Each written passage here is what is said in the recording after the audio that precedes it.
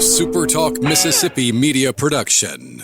Running a business is tough. If you're struggling with HR, benefits, and payroll, you're not alone. Many businesses just don't have the resources to keep up. That's where MWG Employer Services comes in. We provide a full range of employer services with everything from payroll to benefits to HR services and compliance, and can create a custom plan that fits your needs and budget. We're a Mississippi-based company that can help you focus on what you do best, growing your business. Call MWG Employer Services today at 601-206-7966 or go to MWGEmployerServices.com. You're listening to Sports Talk Mississippi On Demand, presented by Pearl River Resort. Escape to Choctaw, Mississippi and enjoy world-class gaming, the Dancing Rabbit Golf Club, and Geyser Falls Water Park. Escape to Pearl River Resort. Sports Talk Mississippi is on the air. Sports Talk Mississippi is powered by C-Spire. Power your home or business with C-Spire Fiber. To learn more, visit supertalk.fm/C-Spire. C-Spire Fiber powers SuperTalk Mississippi.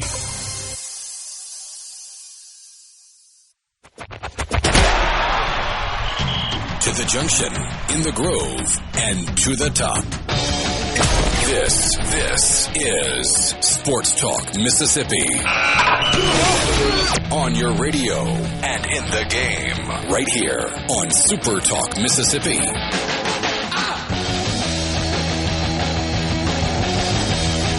Welcome in on this sad day, bad day. Football season has come and gone for yet another year. It's fine. It's no big deal. I don't know what we're going to do for the next 7 months without football. It's fine. The Seahawks beat the Patriots last night, and marks the end of another football season. Oh, gosh. Except for, wait a minute, hold on, Brian Hadad.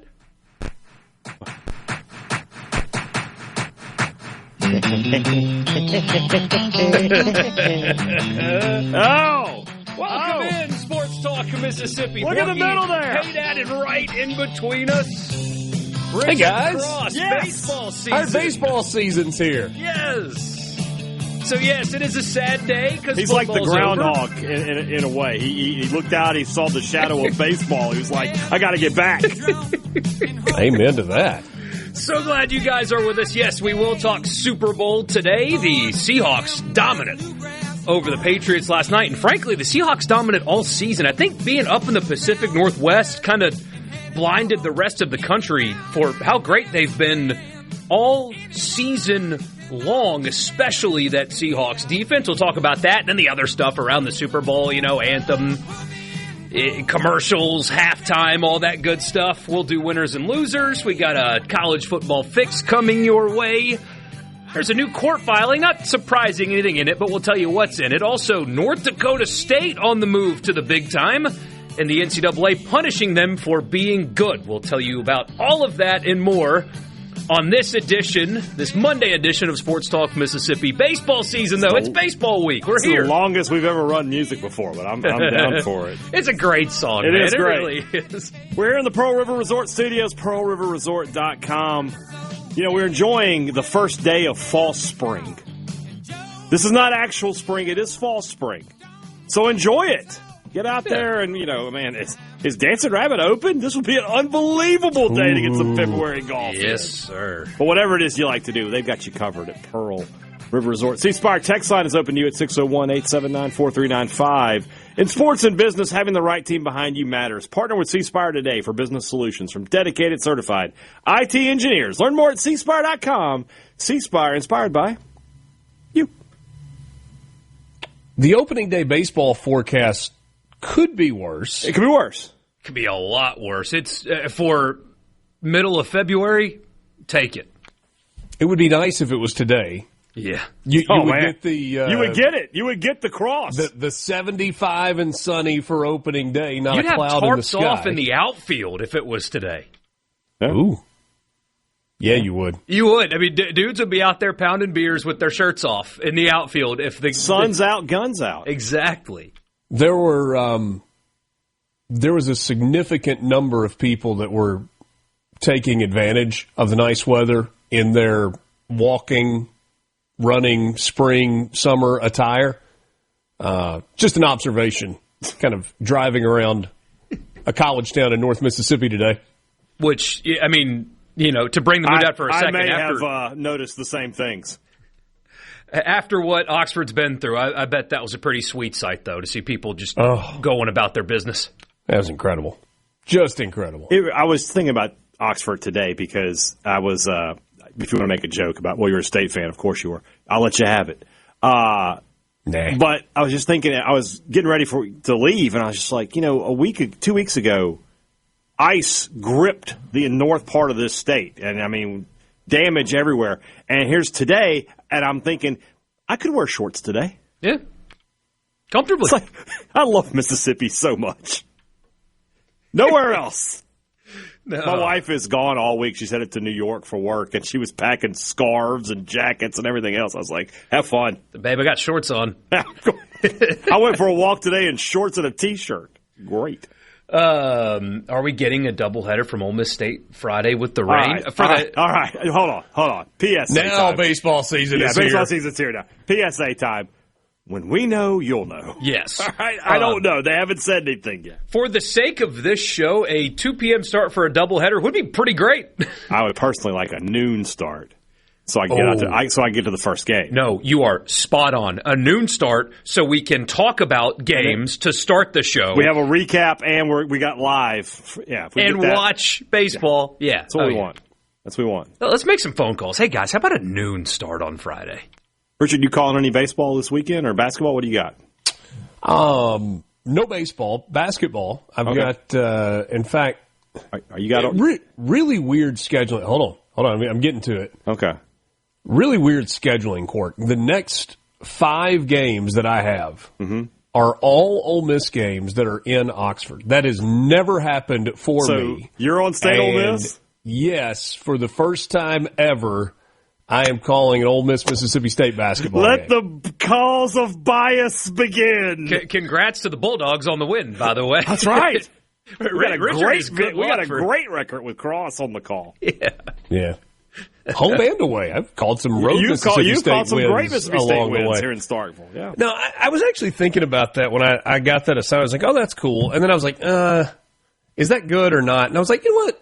Screw that. I'm going to do the best that I can on the call, and the game will play out however it plays out. Yeah. If you had told 12-year-old, 14-year-old, 16-year-old me that one day instead of sitting in the stands for one of those games with Dave Neal or Tom Hammond or the guy that went on to be the play-by-play announcer for Tennessee for Bob Kessling. Bob Kessling used to do games for Jefferson Pilot, Tim Brando, some of those guys that called Ole Miss Mississippi State games through the years, that one day I would get to sit in that chair and call that game. I don't think I would have been thrilled, and I would have told you that was a dream, but I wouldn't necessarily have thought that ever would have been a reality.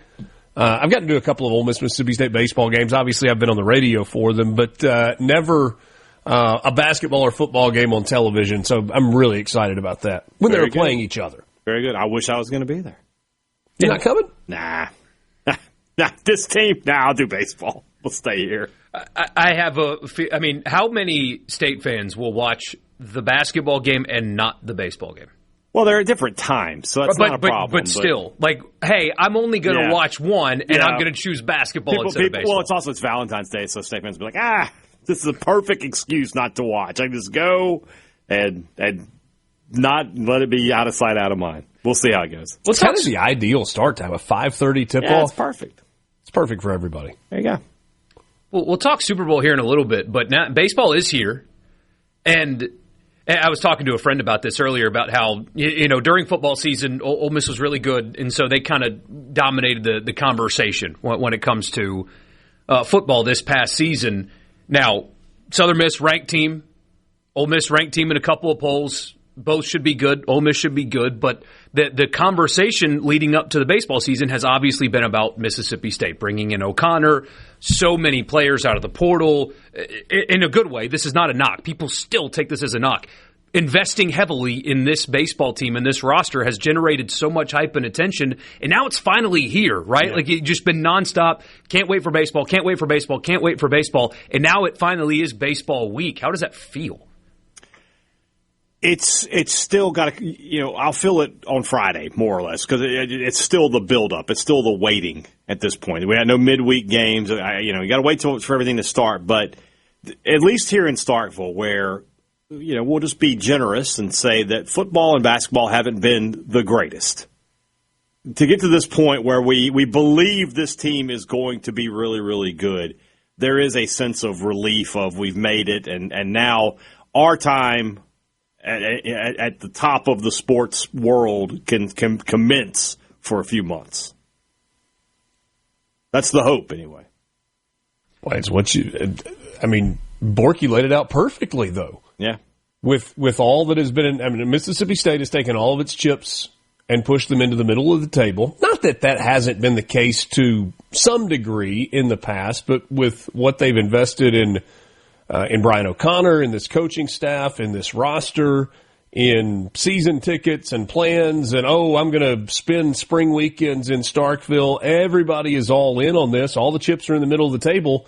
Now you got to go play. And it probably is important to remember that baseball can be a funny game sometimes, and you want to stay healthy, and you want to catch some breaks, and you want to be playing your best baseball at the end of the season. It's not about getting out to a 22-1 start or being 25-5 through the first 7 weeks of the season. It's about really having it rolling from late April through mid-June that turns it into something special. And there's a chance for it to be a really fun ride. Looking forward to it. Sports Talk Mississippi back in just a minute.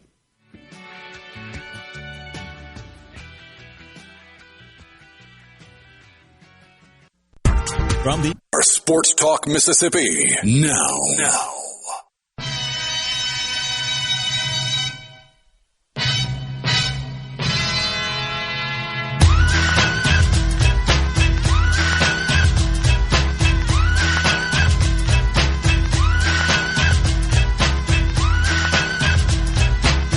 All right, let's talk Super Bowl a little bit. Seahawks dominant. The final score, and honestly, even the stats don't reflect how much better Seattle was than New England last night. 29-13, the final score.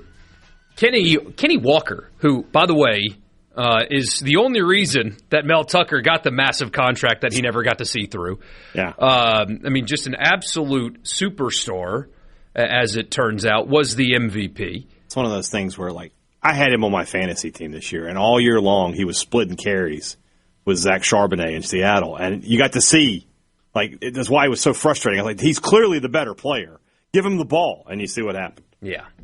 Drake May, so we talked a little bit about his shoulder injury, and it was kind of a thing that was out there, but one of the most undercovered major storylines going into a game of this magnitude that I can remember.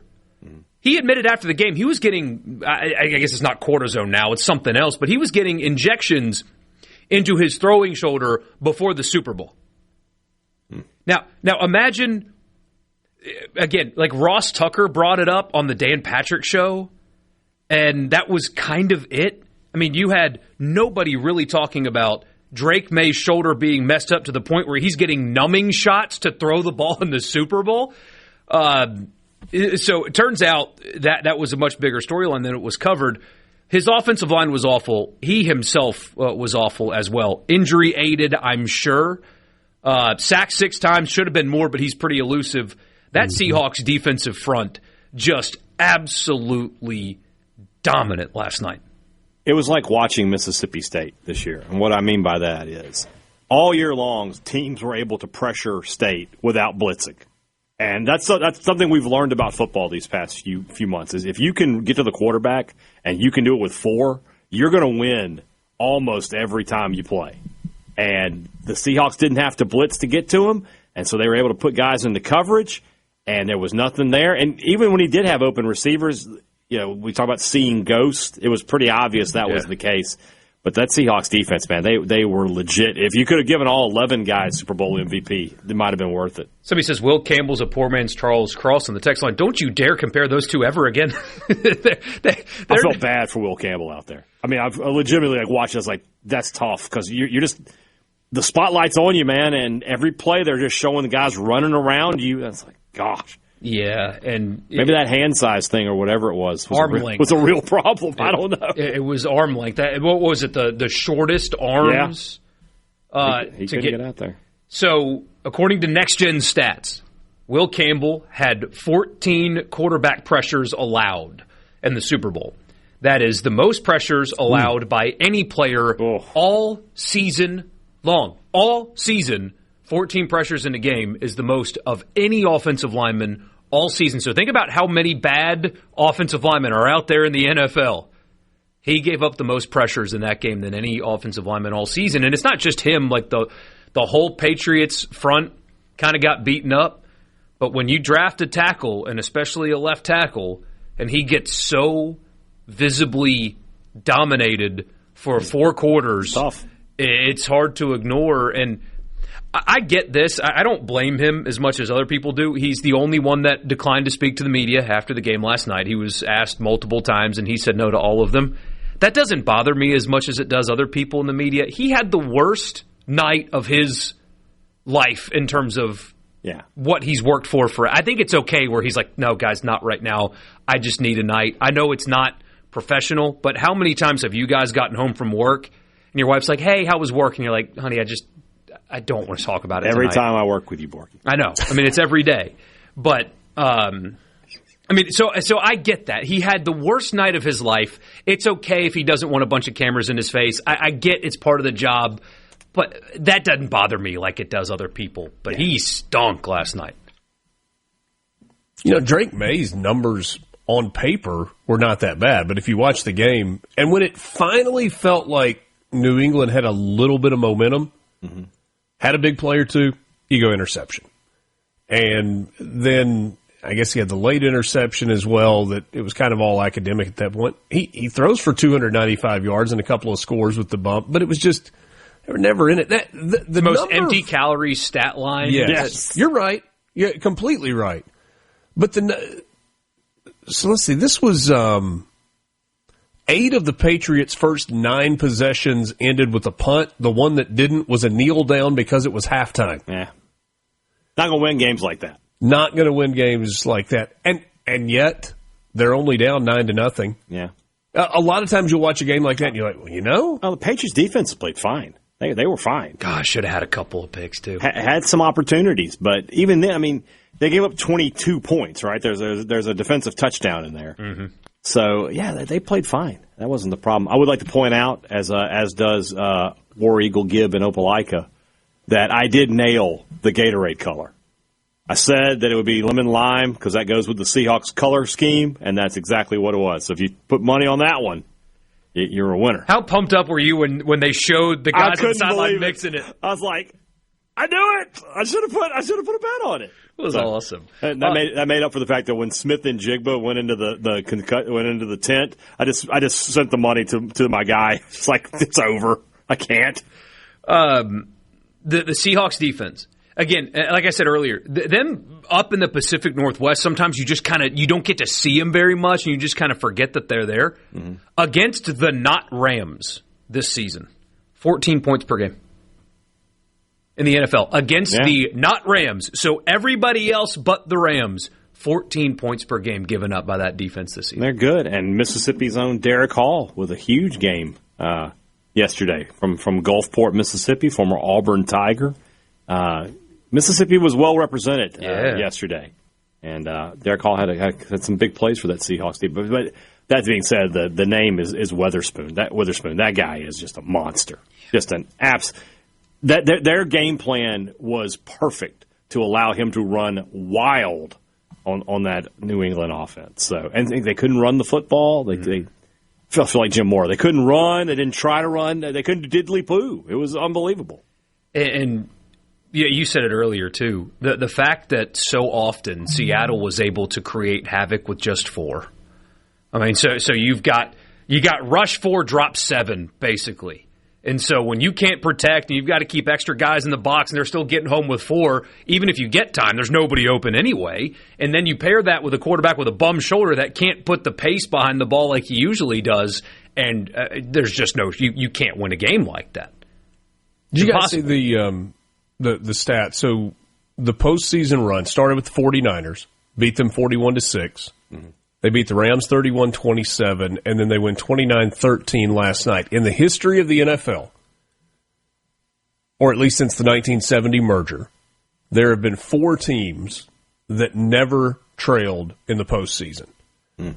The 91 Washington Redskins, the 1977 Cowboys, the 1973 Dolphins, and the 71 Cowboys.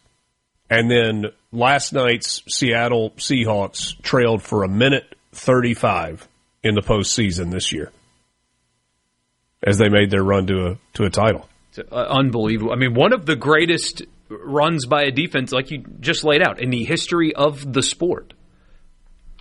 Just really good. Really, really good football team. And then offensively, I mean, didn't have their best night. I mean, Smith and Jigba was the best offense. He was the offensive player of the year in the NFL, and he was off. Walker stepping up to the plate was huge for them because otherwise I don't know what they would have been doing because the Patriots did a pretty good job of limiting them in the pass game, but Walker was just dominant. I mean, 130 points. If the long touchdown that got called back, I thought he was going to give Timmy Smith, I don't know how many people know the name Timmy Smith, but he holds the record for rushing yards in a Super Bowl. I thought, man, he's going to be closer, but then I saw there was a flag. I was like, it's too bad. Yeah. It's too bad because he was going to be right there. In 2 different ways, Walker and Darnold, right? Darnold was an elite prospect and all that, high draft pick, but he was, essentially cast away. He went to the Jets, and he was blamed for the Jets' failures when obviously the Jets are failures, and every player there is a byproduct of that as opposed to the reason. Mm-hmm. Then he goes to Minneapolis with the Vikings, wins 14 games, and they're like, you're not good enough. I want J.J. McCarthy. And then he goes to Seattle, wins the Super Bowl. Walker, a bit of a different path. He's just been an elite pro the whole time, but out of high school, nobody wanted him. Not really, right? And he goes to Wake Forest, and then he goes to Michigan State and becomes a star. Just because you were something once doesn't mean you're going to be that something forever. Yeah. And 2 different paths, but the same story with the quarterback and then the best player in the game last night. So what do you make of this message or this question on the C Spire text line? Is Sam Darnold a Trent Dilfer, or does he have another one? I believe with that defense and receivers, they will be back next year. But I feel like you're asking 2 different questions. He won 14 games last year with the Vikes, too. Yeah. So, I think he's good. I mean, he could not be a Trent Dilfer and not have another one because it's hard to win a Super Bowl. It's hard to get to a Super Bowl. He's only got 1. Yeah. There's a trend, by the way, happening in football. I want to see if you guys are noticing the same thing. We'll do that when we come back. Keep texting us on the C Spire text line. We'll get to some of those and then the other stuff around the game as well. So send in your thoughts. 601-879-4395. We'll be right back.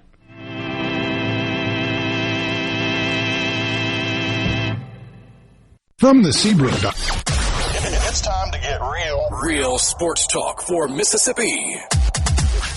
It's time for you to get real with it. Sports Talk Mississippi continues on SuperTalk Mississippi.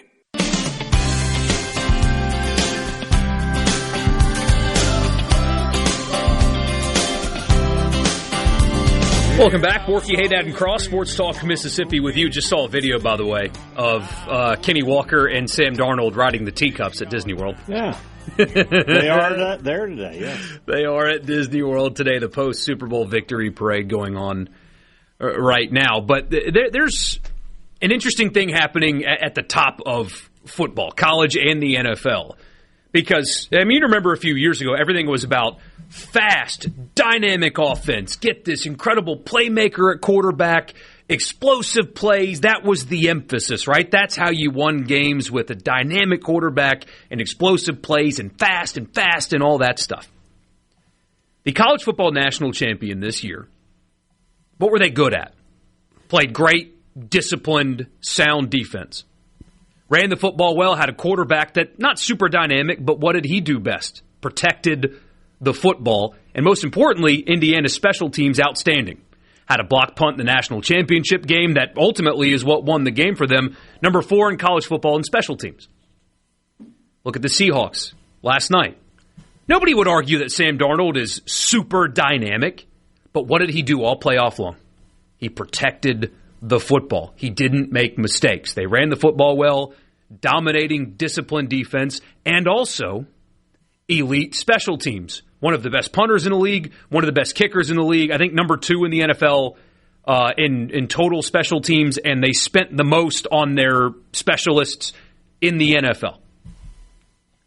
I mean, you even look at, to bring it local, Ole Miss had the best season they've had in many decades.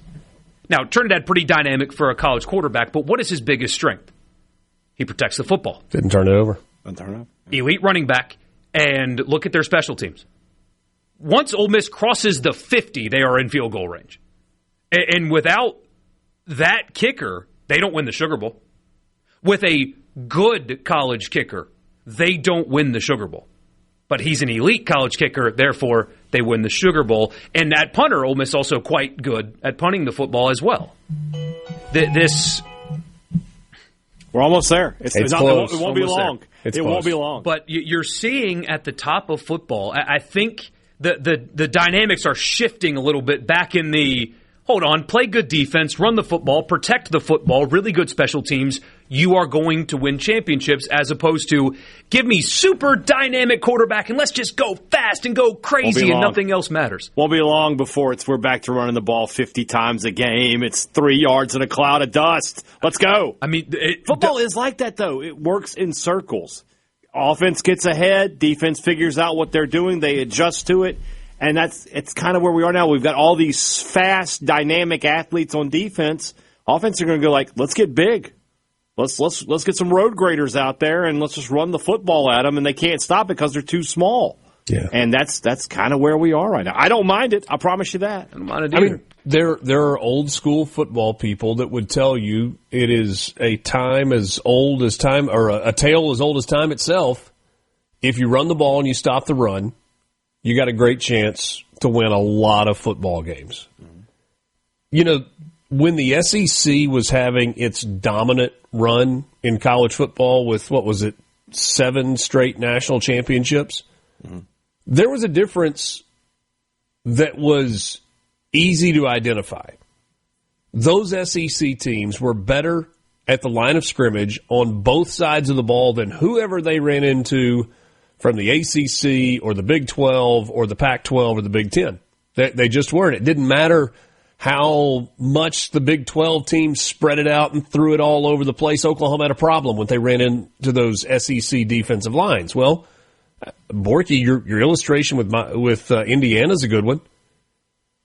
To some degree, not to some degree, Miami beat Ole Miss because they were better on the line of scrimmage. Well, so that's why Miami got to the national championship game and had a chance to win it.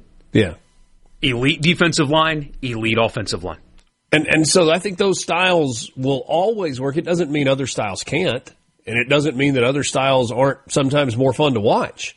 You know, you kind of take the brand of offense that Ole Miss has run in recent years, and it's so easy to get sucked into, they just throw it all over the place. No, Ole Miss has just played fast, and they've played fast in spurts, but as Ole Miss has been good offensively, it's been because they've had a great running game and a quarterback to go with it. Yeah. Not because they've just had a dynamic quarterback and, they could kind of run the ball. In fact, 2 years ago, when they could not run the ball effectively when they wanted to, it's really the only time in the last half decade or so that Ole Miss has struggled offensively. Quinshon Judkins on that 2024 team competes for a national championship. Yeah, absolutely. You're 100% of the playoff. Without a doubt. That's not even a hill to die on. That is, everybody is in agreement on that one. Yeah. Yeah. And then you look at, this isn't totally fair, but Josh Allen was the best quarterback in the playoffs.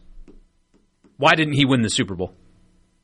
They were one-dimensional. He didn't protect the ball. Yeah, Turned it over. True. Was it 5? Turned it over. 5 picks in that game? And the most egregious one right before the half. And so You don't need a super-duper special elite quarterback. I mean, look at Lamar Jackson. Again, this isn't totally fair because there's more than just this, but why does Lamar Jackson fail in the playoffs? You don't protect the ball in the same way that these other guys do, and that is why Darnold won the Super Bowl. He was not special. He wasn't elite even. But he just ran the offense, and he didn't make mistakes. And you run the ball, you play defense, you run your offense, you let your special teams do what they do, and now you're a Super Bowl champion, and nobody can ever take that away from you. Which goes back to the Trent Dilfer question. I mean, Trent Dilfer won a Super Bowl as a quarterback. Dan Marino didn't. A lot of others didn't. That's the piece that everybody remembers in your legacy. And I don't know if Sam Darnold will win another one. But he wasn't just a placeholder either. Played the position really well. Yeah. Could you imagine being a Jets fan today? I don't know. And the Vikings, my goodness. They don't hate J.J. McCarthy, though. They should. He's not great. Like that the decision to move off of Darnold to go to McCarthy is probably not going to work out in the long term, if I had to guess. This is my opinion. There's a reason they made a change at GM, and it's not paternity leave, whatever. I love how Rossini reports that initially, and then she's like, oh, by the way, that narrative's not true. It's like, you created the narrative that they fired him because he took 2 weeks off and worked from home when his wife gave birth to a child. No, it's because he chose McCarthy over Darnold, and they got worse after, and the Seahawks got better, and you can't do that as a GM. Bo in Indianola. Georgia, Alabama, LSU won because they were paying linemen more. 16 years ago, you said when the SEC was winning. Have I been on the radio 16 years? Probably so. Well, I mean, that was 2010. It is 2026. Simple math takes us to that moment in time. Yeah, it does hurt when you think about something that happened in 2010 and you got to go that was 16 years ago. Feels like 5. Yeah, that's part of growing old, unfortunately. But the other side of that is the other option isn't good either. So no, it's also not good. So I gotta be honest with you on one thing though, with the Super Bowl betting. When that guy started the national anthem, I thought that was going to be the easiest over of all time. He started out, I was like, this is going to cruise past 2 minutes. He got done and under, and then had maybe the greatest camera shot of all time as the fighters go over as he's saying brave, and you can still hear brave. Normally you don't hear brave because the fighters are going over. They made it work. Unbelievable. I saw a video where guys put, I think it was $500 down on the anthem ending between 110 and 120. They got it. And they got it, and they won like $35,000. That's good times. Between 110 and 120. Like 110 and 120 seconds? Yeah, 110 and 120 seconds, I think, was the window that they bet on. I think it was $500 to win $35,000, I think. Where were we on that? I don't know, but hey, Lee, 11-0-1 in predicting the over on the national championship. Next year, whatever he says, we're putting a little nest egg. Got to. I mean, he's got the inside track on this. Oh, man. His story is he studied it because his daughter has sung the national anthem? She's an anthem singer and a professional singer, yeah. Mm-hmm. And so she studies the performer and gives him the pick. Charlie was good last night. Did you like that version of the national anthem? I thought it was great. He did good. Yeah. Let me ask, do you think NFL teams will start abandoning younger quarterbacks after seeing Darnold win the Super Bowl? He's 28. It's not exactly like over the hill here. He's entering his prime as we speak. It does make you look at guys that went to bad teams and failed harder, though. Yeah. Baker Could Mayfield Justin too. Fields be the next reclamation project? Who is it? Oh, but he's so bad. I think he is too, but he has never played on a good team. And I mean, look at Baker. My gosh, how many teams did Baker Mayfield play for? Now he's winning the division. Yeah. Whole lot more coming up with you at Sports Talk Mississippi in the Pearl River Resort Studio. We'll start the 4 o'clock hour, or at least I think you guys still start the 4 o'clock hour with winners and losers on Absolutely Mondays. We do. I've been gone for a couple of weeks. All right, so winners and losers. you can be getting those takes loaded up. We'll have some for you. Want to hear yours as well. C Spire text line is open, 601-879-4395. Do we dare talk about halftime? Oh, God. Yeah, because I've thought about it. Okay. Sure. We'll do that coming up next. Your number one for Sports Talk. Anyone?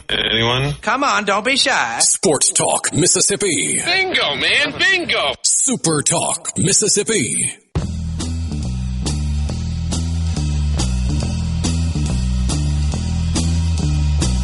Sports Talk Mississippi. Brian Hadad, Michael Borkey, and the prodigal son, Richard Cross, back with us today. Glad to have Richard in the middle today.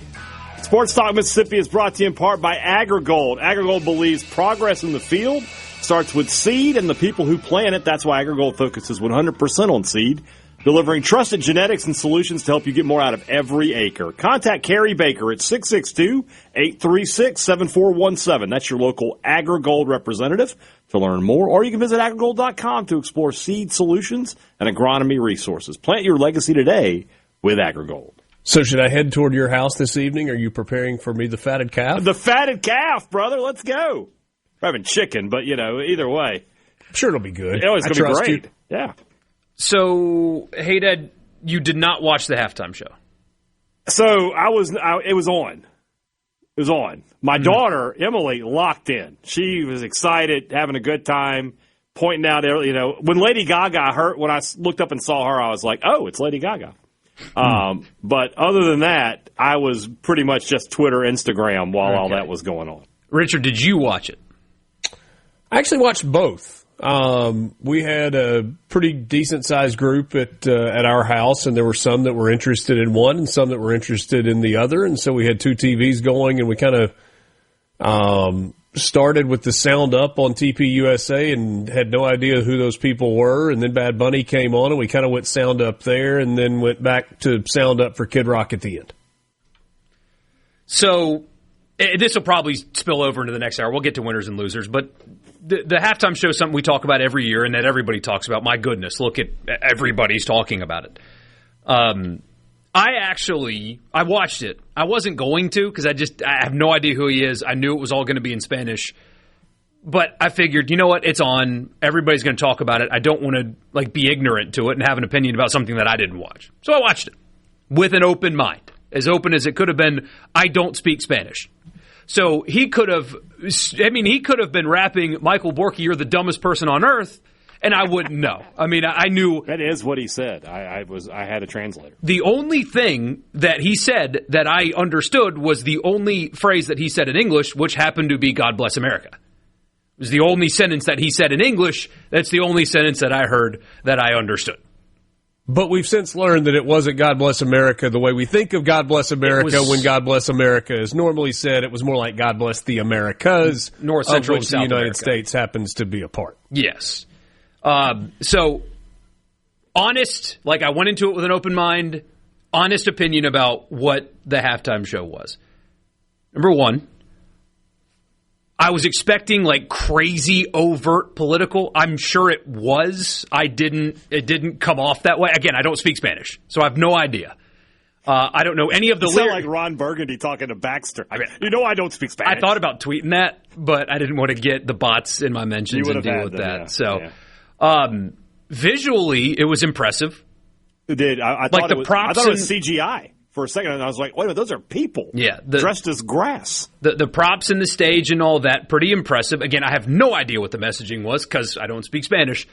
Jessica Alba showing up, also pretty great, just generally speaking. If she's involved in something that's, usually... Only one Cardi B shot, so the under would have hit on that. Under would have hit. Yeah. But it was all in Spanish. And... the Olympics, which is not always bad because one of the all-time great songs, especially around the holiday season. It's not Bad Bunny, but Jose Feliciano.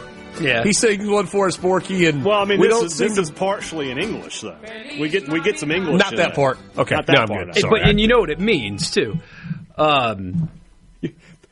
Richard's phone keeps ringing because nobody expects him to be at work at this time of day anymore. Thank you. Yes. Thank you. It's like, what do you mean you're working? That's why I missed you. I can't make these jokes. The Olympics are going on right now. Yeah. And I watch the Olympics. I love the Olympics. Summer, winter, all that. And what the opening ceremony is for the home country to showcase, here's what we're about. Here's our thing. Here's us. Welcome to Italy. This is what Italians do. Here's our culture, right? And I think that the Super Bowl should be that too. It's the biggest event that we host in the United States every year.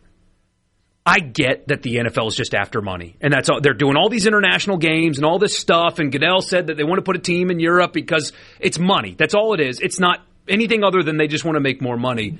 But at some point, when you stray further from, like you keep straying away from your core, you're going to forget what you're about and who you're about, and ultimately that chasing that money is going to affect your bottom line at some point. And I think that's where we're going. Instead of, I know he's the most streamed artist in the world, but this is America's thing. And it's entirely in a language that the country at large does not speak. And what I think that should be is, hey, here's the culture of San Francisco. Here's what it's about. Here's musicians from there. Here's some scenery from there, and make it about where you're from. Like when it's in New Orleans, it should be about New Orleans culture. Here's what New Orleans is about. We are such an incredibly diverse country from a culture perspective, from city to city to city, and that never gets showcased anymore. Instead, it's, here's just the biggest artist that's streamed the most on Spotify. Here you go.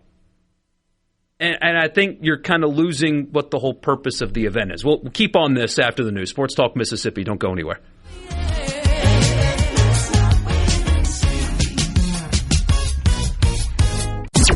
Talk Mississippi. Here we go. Super Talk Mississippi.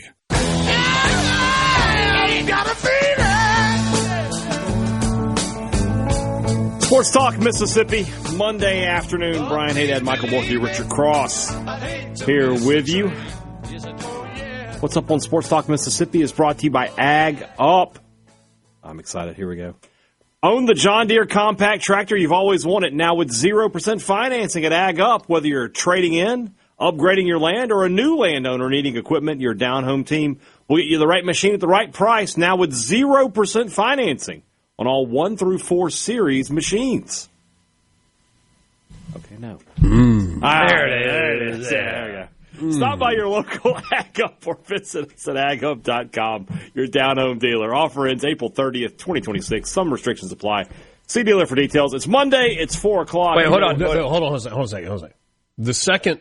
The second was actually not for me. That was on behalf of my son, Obi, who yesterday, as we were out working in the yard, cleaning limbs, cutting limbs, dragging limbs, piling limbs, he goes, Dad, do you know how nice it would be if we just had a tractor with a front-end loader and we could just push all this stuff down to the street?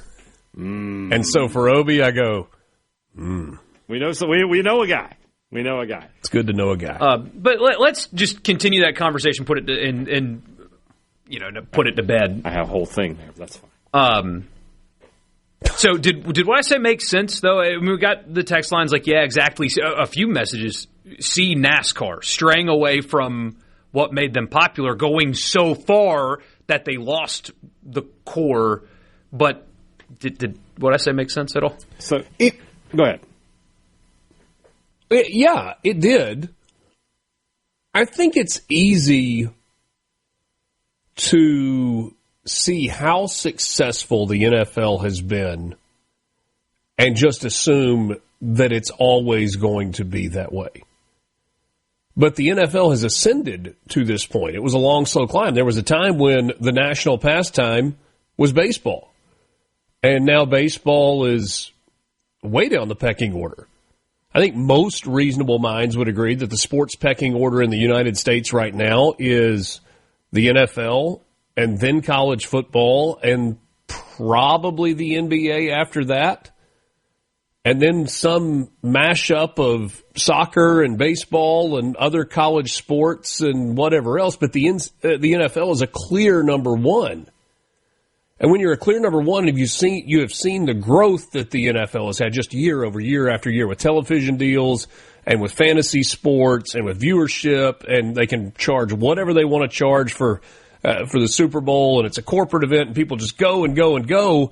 It feels like you can do no wrong, and then you look and you're like, did you get away? Did you become too corporate? Did you become too invincible in the way you felt about yourself that like there would never be anything but growth? And then you look up one day and you're like, okay, it's slipping a little bit. What happened? And, are there decisions that you made? I mean, I tweeted something, and Hadad and I texted about it last night. I just decided to delete it. I was like, there's no reason to go down this road and engage this way. It was, whatever. And it was something along the lines of, let me tell you about a time when English was the primary language in the United States. I think it would have been nice to have a halftime show where the language was English, because the majority of the viewers in the United States speak English, and most people would kind of like to know what's being sung or said or whatever. Yeah. Obviously, there were a lot of people that really liked it. There were a lot of people that really hated it. There was another option there for you. Some of the people that said that option was the greatest thing ever were virtue signaling.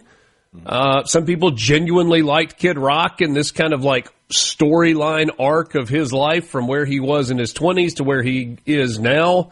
They liked the fact that he brought, Christian faith into it and kind of talked about his relationship with God and added another verse to Cody Johnson's song. I don't know. It's just like, I just want Prince in the Rain. This is what I would say. Michael Jackson doing his thing, or Madonna singing "Let the Choir Sing" with CeeLo Green up there and the Grambling band on the field. Like, just give me whatever. I get what you're saying. Here's what I will tell you. And going back to what Borkey said about getting away from what works, right? We're talking about 30 minutes out of a 17-game regular season between 30-plus teams, so 500 games, 30 minutes. You and I and Richard and most of our listeners, we're going to watch the Super Bowl regardless because it's the Super Bowl. It's the last football game of the season. It's the last hit of the bottle before the end. My daughter doesn't watch football. Not interested. But she sat on the couch and watched every minute of this halftime show. It's not for us, guys. It's just not for us. And it's to try to get people who aren't going to watch the Super Bowl to watch the Super Bowl. And they accomplished that at least in the Hadad household. So, yeah, I don't care. Like, I in the last decade, I think we mentioned this last week, I paid attention to the 90s hip-hop show because that was in my wheelhouse a little bit, right? Yeah, but it's fun. Yeah, but for the most part, these new artists, I just don't know them. And that's not a shot to them and the music that they're making. It's just not for me. So I let my daughter watch it, and I sat there and looked at that Instagram Reels and texted with my friends, some of whom were just like, I can't believe how terrible this is. And I'm just like, why are you watching it? Go outside. Do something else. Chris in Batesville says subtitles would have been nice. No, Chris, I don't think you wanted subtitles. Because some of the lyrics have been translated today, and I don't think you wanted those subtitles scrolling across the bottom of your screen if your kids were watching. Not on all of the songs, but on at least one of the songs. Are we sure he even said those words? I don't speak Spanish. I don't know. I'm just relying on the translation. Took 3 semesters of Spanish in college. That didn't help me at all for last night. If Le Bad Bunny had been there, maybe I could have had a chance. But the other thing, too, I hope there was a few ads that were good. There's one that terrifies me. Maybe we'll talk about it. It's about the Ring? The Ring cameras. You have one of those. You got to lose that thing. Different company, but... Okay. You don't want to have that. But still, I mean, who's to say that they're not going to do that, too? But hold on. I missed it. Okay. So this is in their advertisement. God knows what they're doing behind the scenes. Have you seen The Dark Knight? That's my first question. No. Okay. It's a Batman movie, right? So, yes. Richard, it's a Ring commercial where it's 10 million pets go missing in this country, and here's how we at Ring are helping. And they have implemented a new AI system with Ring cameras. where if you report your animal missing, it will automatically tap into all of the Ring cameras in the area to help search for the animal. And they're spinning it as, since we've implemented, we save a dog a day that's gone missing. They admitted in a Super Bowl commercial, we now, just because, will access all of your cameras without you having a say. They can surveil the neighborhood without you knowing it. And that's what they admitted in a commercial. Yeah, but are we going to pretend like they don't already have access to all this video? They do, but that was really blatant. Just straight up, yeah, we can surveil the whole neighborhood. We can do whatever we want to do, yeah. So I don't have a Ring camera and not planning on getting it. I want, and again, who knows what they're doing behind the scenes. They've probably always been doing this stuff behind the scenes, but there was an incident in my neighborhood, nothing bad, just it ended up being a teenage kid doing what teenage kids do and getting into trouble. But I liked that a police officer came to my door and asked if I would be okay sharing footage from my camera with them. That's the kind of country that I want to live in. Is I have a camera. If you want to access it for your investigation, you have to come ask me for my permission to share what is on my camera to help with your investigation. Of course, my answer is yes, but I do like the fact that I have the ability to say yes, as opposed to AI determining whether or not they can just access my home security whenever they feel like. All right, so in the wake of the murder at Brown University, where they were asking people to go back and look at their doorbell camera footage, that was all a charade? They could have just had the companies use an AI bot to comb through the footage to get what they needed? I don't know. All I know is what they advertised, and that it was they can tap into all the cameras in the neighborhood to help find Fido if they want. I didn't like the sound of the way it sounded. So. I hate it. I hated that commercial. It felt very dystopian. And if I patronized that company, I truly would unsubscribe today from it. That's how off-putting it was to me. We've got Ring cameras in the back. I have a Ring doorbell on a box that we've never installed. But I don't want to, take down all the cameras and get another brand when they're probably doing the same thing. I guess I just assume that Big Brother's watching anyway. Yeah. Yeah. So, but I do like the illusion that you have to ask me first. I do. They got all your phone data. Why wouldn't they have your doorbell camera data too? Or data? Dystopian's the right word, though. George Orwell was onto something, wasn't he? Mm-hmm. That wasn't a fictional book. It was a spoiler. Yeah. Sports Talk Mississippi. We'll do winners and losers when we come back. I love a waitress who loves to flirt. They're the best kind. Turn me on. Well, gotta go now. From the venerable Sports Talk Mississippi. Hey, it's go time. Sports Talk Mississippi. Well, say something. Super Talk Mississippi.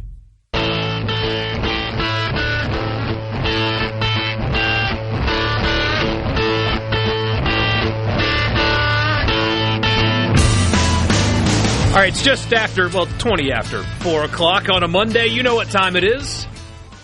All I do is win, no matter what. I'm a loser, baby. We got winners. We got losers. Americans love a winner and will not tolerate a loser. What did you like from the weekend? Super Bowl, whatever. What did you not like from the weekend? Text us on the C Spire text line 601-879-4395. I'm going to lead us off because I don't want you guys to steal this one because you might have seen this. Maybe you didn't. Southern Miss fans, baseball fans to be specific, you guys are winners because you are already in your opponent's head. You have a reputation nationally. What do I mean by that? UC Santa Barbara coming in this weekend, really good team, and I have not heard this in baseball. I'm sure they do it, but going into a football game, at practice, they got to pump in crowd noise. When people are preparing for Mississippi State, they ring cowbells. In Arizona State's case, they ring the tiniest little cowbell you've ever seen in your life to prepare Sam Leavitt to vomit all over himself in Starkville. But you don't hear about that much in baseball. Turns out, UC Santa Barbara, here's a quote from their head coach. It's going to be a challenge for sure. We've been pumping in crowd noise and sirens through our PA system when we do have a lot of our team defense stuff because it's going to be a different environment than we typically have here. We've been trying to get the guys mentally prepared for that. Southern Miss fans, you have a reputation to uphold this weekend, and what a compliment that is. Pumping in crowd noise and sirens when your baseball opponent is getting ready for a weekend in your house. Very nice. That's an interesting approach. Like, even in difficult to play in environments, I don't think of, we need crowd noise to get ready for it. Do you guys think that about baseball? I mean, maybe if you've got a pitcher in a tense situation, I feel like that's who a crowd can get to as a pitcher. Especially when you're talking about within the SEC, no, right? Hunter Elliott doesn't need anything. He's been to all those environments. It's not a big deal. But, yeah, these smaller schools that are coming to Dudy Noble, to coming to Swayze, and coming to Pete Taylor, where baseball is such a serious thing and the fans are so into it, yeah, to a certain extent, because you're talking about a guy who may have never pitched in front of more than 500 people in his life. Yeah. Yeah, I mean, to me, I think baseball noise and heckling and pressure is just built so differently than, we need to pipe in crowd noise for football practice. Like, when the shortstop boots one in the second inning of game one, he better put his big boy pants on for the rest of the weekend. Yeah. Because now you've got a crowd that will stay on him. Or if you do something to draw attention to yourself at the plate, or you slide in hard, like if you give a reason for a crowd to like really pick somebody up. But to me, it's the pitcher though. There is no doubt. Where all of you seen it? I mean, the best spots in the SEC. There's no doubt Dudy Noble has the ability to have an effect on an opponent. Alec Box Stadium can do that. Swayze can at times. Baum can do it at times. Yeah. Bluebell, when they start doing that ball, when it gets to ball 4 and ball 8, they take you out of it. I was thinking of a few years back when USM came up here, and Matt Wallner had some comments prior to the game. And, man, every at-bat that they were on him, and he had a terrible weekend. That's a guy who's a great hitter. Not a good hitter, a great hitter, but sometimes it can get in your head a little bit. So that's it's interesting to hear somebody say that. Yeah. And they do have a tough task. That's going to be a really good series down there in Hattiesburg this weekend. What about you, Richard? What you got for a winner? I know the result is not what she wanted, but I'm putting Lindsey Vonn at the top of the list. Now, there's some people that say, she was selfish. And just stop. She's been retired from competitive skiing for 6 years. She comes back. She qualifies for the United States Olympics team. She seems to be pleased to represent the United States while part of the United States Olympic team. In the final race before the Olympics began 9 days ago, she completely tears her ACL and has some MCL damage in there, and there's other stuff, and she decides that she can handle the pain, and she wants to give it a go. And she does a training run on Friday, and it goes pretty well. She does a training run on Saturday, and she had the third fastest time of all of the competitors. She didn't crash because of her knee. She put it all on the line, trying to do her best Tim Elko impersonation, though while wearing the red, white, and blue of the United States and trying to go one last time and win another medal. She didn't crash, though, because of her knee. She hit a bump, tried to get too tight to the gate because you needed to get as tight to the gate as you possibly could to catch the speed you need because of the way that that race course is set up. It's a race course in which she has won 12 times, has medaled 12 times in her career. And when she got airborne and her pole caught the gate, it caused her to lose her balance, and then just an epic, scary crash. Broken leg, knees completely blown out, probably got a concussion, maybe a shoulder injury. We ask a lot of our athletes, and when one of them completely lays their body on the line and says, I'm doing this, but I'm doing it for me, because I think I'm still good enough, even with a bum knee, a torn ACL, to go out and compete against the best in the world, and I think I'm still good enough to go win one last time. And tip of the cap to you. You are a winner despite the fact that you ended up being lifted off the course by a helicopter. Very good. Very good. I love a buzzer beater. I love a court storming. I love rivalry games. I got it all with North Carolina and Duke this weekend. And I got a second court storming. You don't get that very often. But a buzzer beater, they add a little time and goes from there. Fantastic college basketball game between two schools that absolutely despise each other. And you get the buzzer beater ending. You can't beat that. North Carolina gets that one, I'm sure, when they return fire at Cameron Indoor Stadium. And it'll be the Blue Devils' turn because that's kind of how that rivalry works. But that was an outstanding college basketball game for a season for me where I haven't watched a lot of college basketball because State and Ole Miss have just been so bad. It was nice to watch a really good game, and that's what I did on Saturday evening. Oh, but a Duke staff member was punched in the face during the court storming, which, by the way, have we seen video of that yet? I mean, in 2026, when there's a dozen cameras on the broadcast there in the arena and everybody's got a camera. Yeah, John Shire was none too pleased, was he? There was footage. There's no footage of this assault. Everybody. What is it with these people claiming things happen and there's never any footage? They say they have footage, but there's no footage. I don't know what's going on. Are we still doing this? Yeah.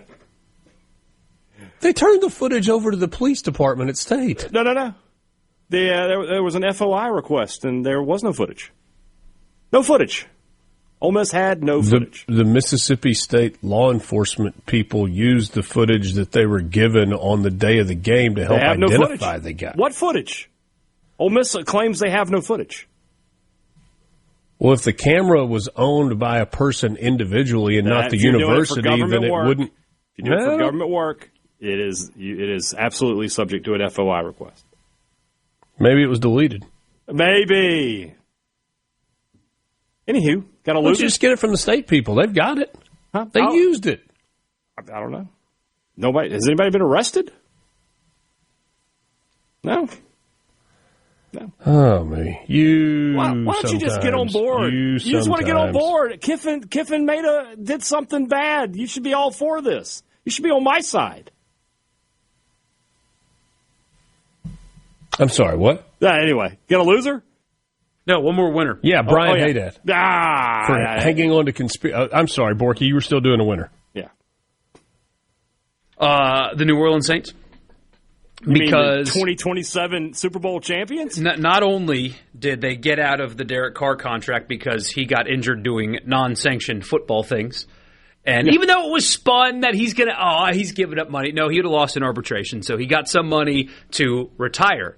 Well, he was never going to actually stay retired because he's not done playing football. He just got hurt doing something he shouldn't have been doing and therefore needed to find a way to get some money and not lose his entire contract by breaking it. Derek Carr apparently is exploring a return to the NFL. Here's why the Saints are winners in that. They still control his rights. And I know it's going to sound crazy. He has value as a quarterback to somebody. Maybe even a return to the Raiders because they're drafting a rookie. They're really in dire straits at the quarterback position. What great value a veteran quarterback would bring so you don't have to throw the young rookie on a bad team right into the fire. The Saints not only saved $30 million on him retiring, they might get draft picks out of it as well. I mean, I can't wait. What a world. I mean, the Saints are actually like getting good breaks now. It's amazing. Losers when we come back.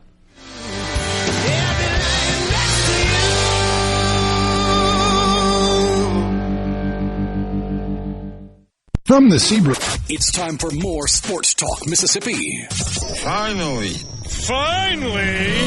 On SuperTalk Mississippi, the SuperTalk app, and at supertalk.fm.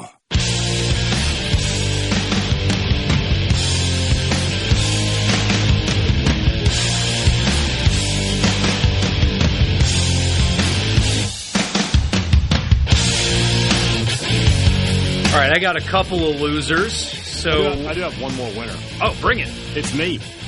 I found out this. Richard will be happy. He can make one of his jokes. He had jokes about this last time. The Premier League is doing another Fan Fest this spring in Tampa. I'm going to head down to it. In Tampa? Yeah. I got a friend down there. He's like, come on. He's a fan of Brighton, which is kind of like a fan of being the Cleveland Browns. Maybe not that bad. But will the snow have melted there yet? In Tampa? Yeah, they had a wicked cold snap. Like first time in 30 years really? They got snow or something crazy. Yeah. Well, it's in April, so let's hope so. I hope so. Yeah. So will you wear your Superman costume? Or? Yes, I will. That's awesome. Very cool. Anytime you can go to a Comic-Con, the people think got my that's leotard out. It'll be great. No, I think that's cool. Yeah, I'm excited. I had a good time at the one a few years ago, so I'm excited to go back. It's a big. Do you get autographs? I mean, does the team actually show up? No, you're just watching games. They're still playing in England. Oh, but it's a great weekend of games. It'll be Arsenal, Man City, which will be the top two teams in the league. Chelsea, Man United that weekend, and the Merseyside Derby, Liverpool and Everton. So great games. Whoa. It's like going to a gigantic sports bar, but it's outdoors. Okay. Yeah. There'll be beer. Great. I like that. I like beer. Beer's always good. Yeah. Anytime, hey, Dad, you get out and do something on a day off besides just sit at home and play video games, I think it's great. Yeah, I'm all in. There we go. I'm all in for life experiences. That sounds like a life experience. It'll be fun. It'll be a good time. So you're going to wear a jersey? I have a Chelsea jersey. Yes, I do have one. Yeah? Yeah. What number? It still fits. I haven't worn it in 2 years, though. Well, you might need to reward yourself with a new one, a more svelte fit. I might have to look into that. We'll see. Loser, let's go ahead. Let's just put it to bed now. I know there was a couple of decent ones. The concept of Super Bowl commercials being funny and edgy and interesting, it's dead. It's been dead for a while. COVID killed it, really. But it's dead. Truly, something that used to be like an institution. You had to watch the commercials because this company is going to do something funny. They were memorable. They were creative. And now it's nothing but crypto and AI. And, I mean, nobody's stepping out on a limb anymore to be creative. It's just like, here's this garbage promoting some new AI thing that you've never heard of, or a crypto that's going to probably scam you. And that was it. That's all we got last night, by and large. I know Budweiser had a really good one, but that was more wholesome than funny. Funny Super Bowl commercials. Dead. Officially dead. They don't exist anymore. It's not part of the game. It's over. All right. Dead. There's so much of this, like, they're putting them out ahead of time now. It's, like, just dumb. Yeah. Like, the whole point is I want to be surprised. That said, I did like the prostate cancer one. I thought that one was funny. Except for the fact that when you invest $20 million, you probably need more than just to air it on the night of the Super Bowl. Yes. So I guess that's why you roll it out. Because that was the deal. It was $10 million for a 30-second spot. But you had to commit to another $10 million in advertising across NBC platforms. So it was a $20 million get-in-the-door fee for a 30-second spot in the Super Bowl. There you go. The bald eagle on the back of the Clydesdale was just... That was good. Great. They should have kept the camera on that during the game. They were at the game. Yeah. The eagle was on top of the horse at the game. That's just spectacular. You guys got losers? Hey, and sometimes a company can learn a lesson, right? You tried something, it was poorly received, it cost you dearly, you course corrected, and then everybody goes, that's exactly what we want from you. Give us that. Yeah. Not that. My daughter was like, because a couple of these commercials are like, they're like so sad, and then it was like something about crypto or something. Yeah. And she's like, I'm going to do one next year where it's, mom walks into the kid's bedroom. Hey, guys, grandma died. Let's go to Applebee's. That was her idea. It's like, it could work in this day and age. You got a loser, Hayden? I hate that Auburn. I don't like Auburn. I'm like early Kyler on that one. I don't care for Auburn, but them losing to Alabama with Bediako or whatever his name is, it doesn't matter. Every mispronunciation in the history of Brian Hadad, you correct him. I don't care. I don't care. If I had any respect for him, I'd learn how to say it. Can't get no respect. It's just bothering me. It's bothering me this guy is playing. And I was kind of hoping Auburn would get the win there. They actually had me pulling for him. Maybe that was the problem. Just college basketball is a downer, man. I went to the hump Saturday, and Arkansas is down to like 7 players, and they just rolled over State.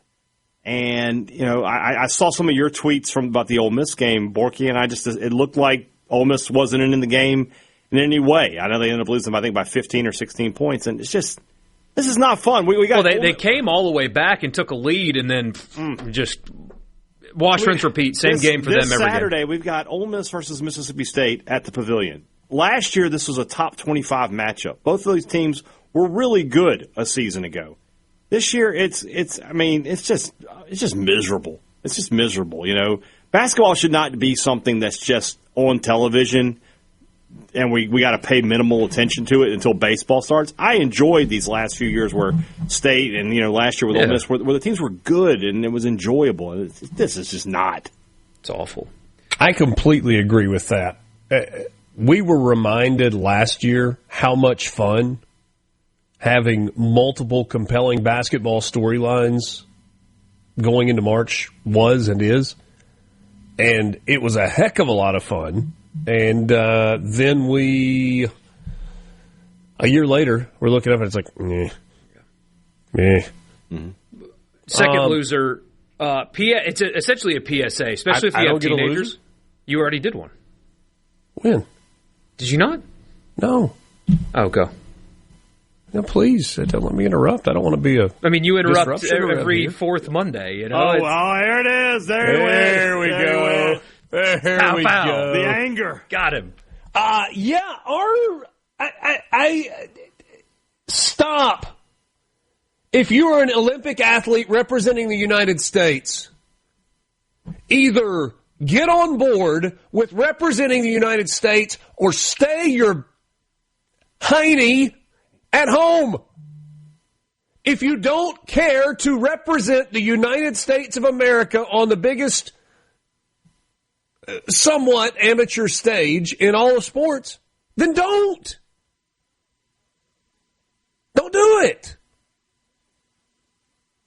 I want to cheer for our country in every single sport, that whether it is curling or figure skating or ice dancing or the luge or the bobsled or hockey or downhill skiing or the half pipe, whatever. I don't even know what all the events are. I'm for the USA.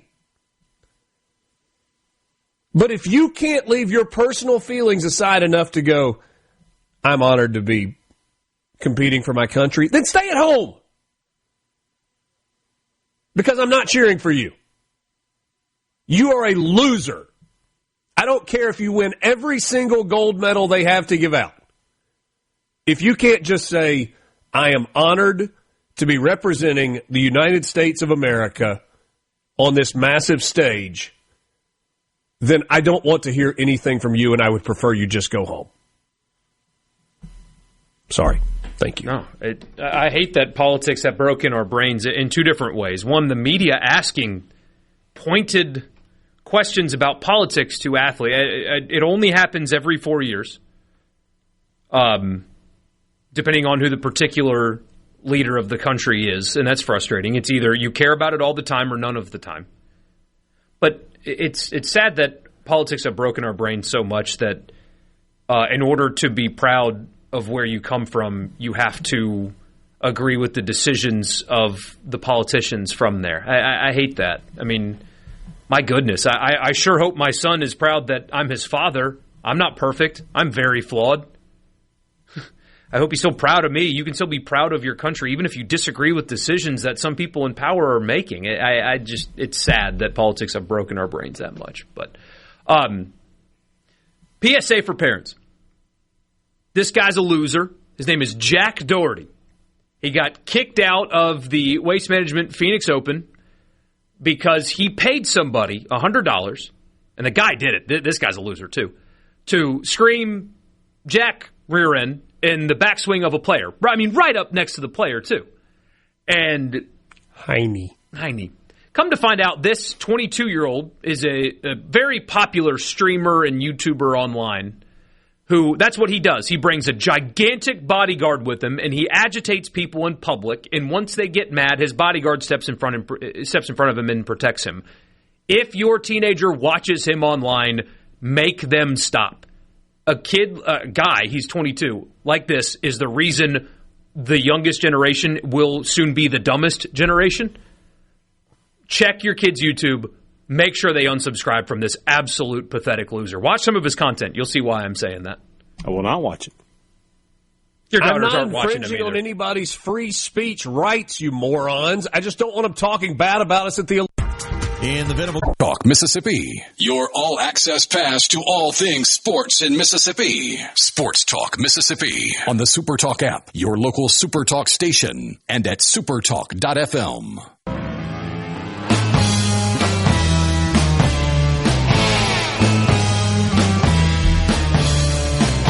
So, Borkey, not only did your boy get kicked out of the Waste Management, but he is banned from all future PGA tournaments?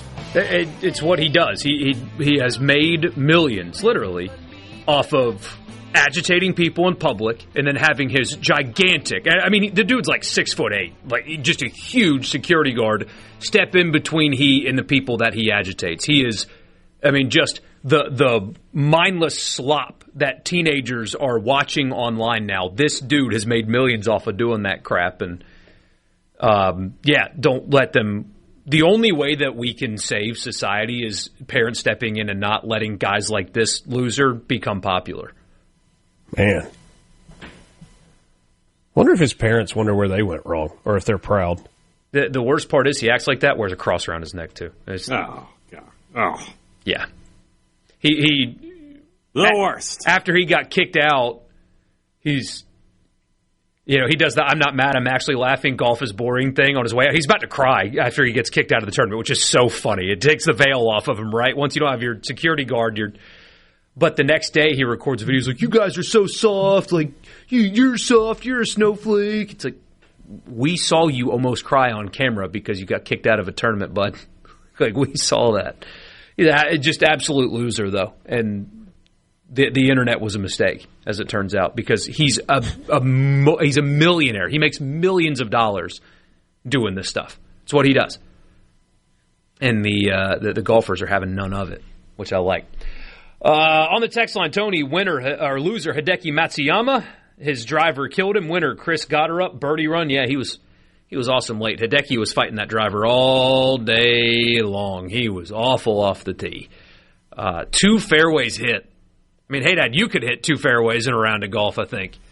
It just was fighting it and fighting it and fighting it. Richard has seen my swing, so we're pushing it here. Loser Super Bowl. How about Gotterup going out and firing a 64? And Scotty doing the same thing. Scotty was bad this week, and he finished T3rd, 1 shot out of the playoff. That's where we are right now with Scotty Scheffler.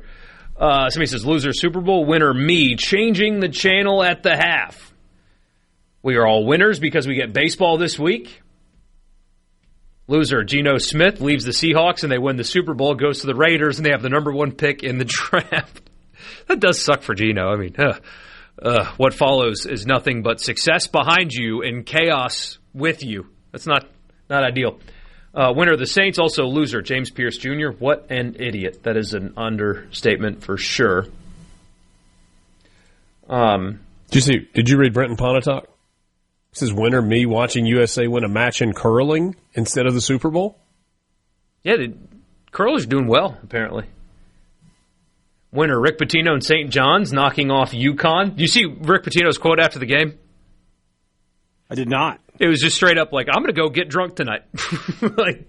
He's like, I will stay out until... no kidding. Just stay out of the... never mind.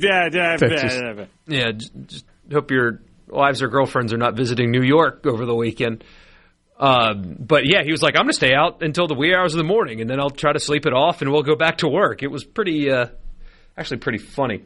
Winner Mike McDonald, first head coach to be the primary play caller on defense and win the Super Bowl. Also, winner USA mixed doubles defeated the defending gold medalist Italy to advance to their first ever gold medal match. Loser, UNC, you're a blue blood. You can't storm the court, act like you belong. I disagree. Storming the court's fun. Storm the court, it's fun. You get a buzzer beater like that over your rival, I don't have a problem with that. I mean, I do agree. Like, normally I would say no because it's North Carolina, but you win a game like that against your rival, it's okay. The emotions can be there. I'm pro court storming. I am pro court storming. But I do also would say that if you're North Carolina, you've beaten Duke many times. But again, in the buzzer beater, I have a buzzer beater exception to my blue blood court storming rule. Still waiting for that video of the staff member getting punched. I'm still wondering when that's going to come out. Quit putting that up there for me. You're just making me. Stop it. Isn't that the second time that a Duke coach has claimed that something happened on the court and not a single cell phone in the area caught any of it? Oh, yeah, I forgot about that with that other guy. Yeah, that other guy. It doesn't matter what his name is. Bubba says that Lindsey Vonn helicopter ride looks scary, including for the rescuer. Yeah, that's wild how they get them out of there. I mean, it's a true rescue operation. You can't get vehicles on those courses. I mean, you gotta helicopter them in. It's not like a four-wheeler can just drive up the mountain, the just ice sheet that these people are skiing on. It's a true rescue operation. Pretty wild stuff. Winner Richard Cross's cousin Charles for winning the Super Bowl. That's proud of him. It's a big deal. Family reunion should be a lot of fun. Get the Super Bowl ring. Tyler says Alabama basketball and Nate Oates are losers, big fat ones. A longer message there, but long story short, Alabama basketball being the loser. Agreed. Even though they won. Yes. A lot more of them. We will have to pay some bills and get to the college football fix when we come back. So thank you for texting in. Just ran out of time with winners and losers today. We appreciate you. And we will talk a little college football. There's a local story, just a continuation, not to use my lawyer terms, on a local story. And then a brand in the FCS is making a big change. We'll talk about that as well for the college football fix. We'll be back. You're listening to WFMN Flora Jackson, Super Talk in Mississippi Sports. You'll hear about it first, right here. Sports Talk Mississippi.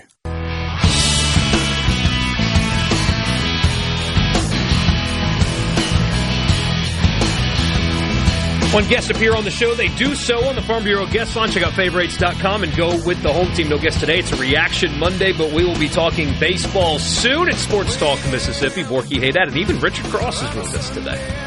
So we're having fun. Hope you guys are as well. But Brian Hadad, you know what time it is. You want it? You want it? It's time for the college football fix, driven by Ford and your local Mississippi Ford dealers. 49 years. That's how long F-Series have been the best-selling trucks in America. You can test drive one at your local Mississippi Ford dealer today. How about a little college football fix? So, all eyes are looking towards Pittsboro, Mississippi. No Pete Thamel, not Pittsburgh. I had a lot of fun with that. I'm still laughing at myself about that. But anyway, that is when the injunction hearing will happen. Trinidad Chambliss versus the NCAA. I talked to one of my lawyer friends, Richard. I've been referencing 3 different lawyer friends that I've been talking to about this on this show. Okay. It's something you and I talked about earlier. People think that there's going to be a hearing at 9:30 and a ruling at 10:30, and he's going to be eligible on Thursday. And, I mean, it's possible that he does get the answer on Thursday, but it's been cautioned to me, don't tell your audience that you're getting an answer Thursday. Just because a hearing goes down does not mean a ruling is going to go down. It could be days, if not longer, because a judge is not just going to tap, tap, tap, case ended, like purred happily, the second he's done hearing the initial conversation. So even though it's happening Thursday, it does not mean we're sitting here on Thursday afternoon talking about that. However, you did get another filing, so here's the advancing of the story. We don't have to spend too much time on it because it's kind of rehashing, but it is new. As you know, going into trials like this, there's a lot of filings between the two parties. The NCAA filed, we talked about it last week, and the Trinidad side has responded. I'm not going to read it all to you. Here's the nuts and bolts of what they argued in this latest filing.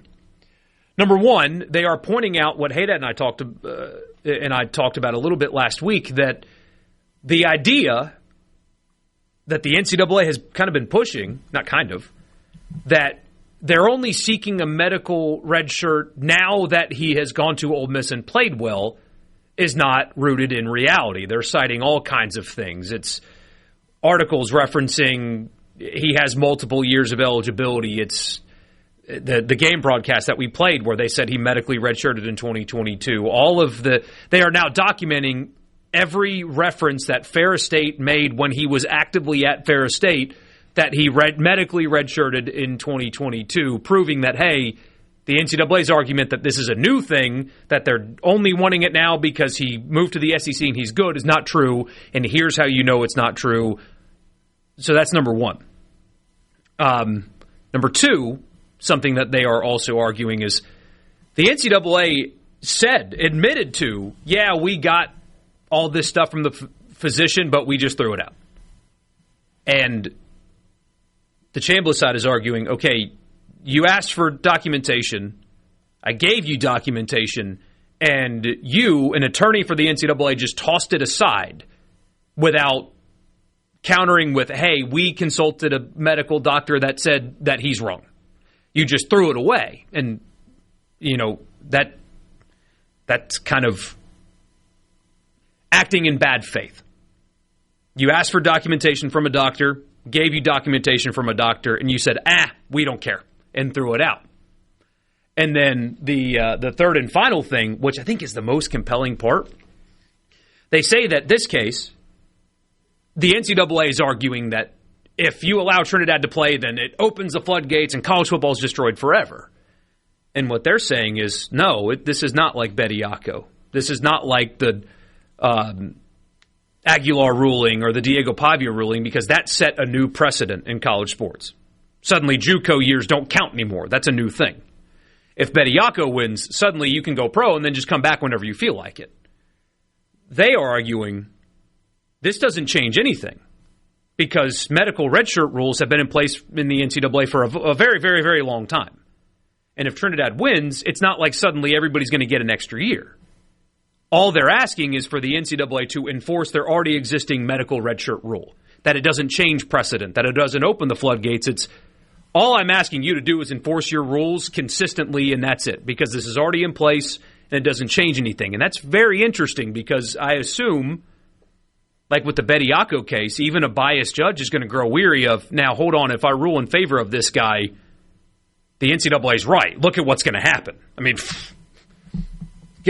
go get Sean Padula back at Ole Miss. I mean, just go get all of your former players that are now pros to come back and play for you for more money. It establishes a new precedent.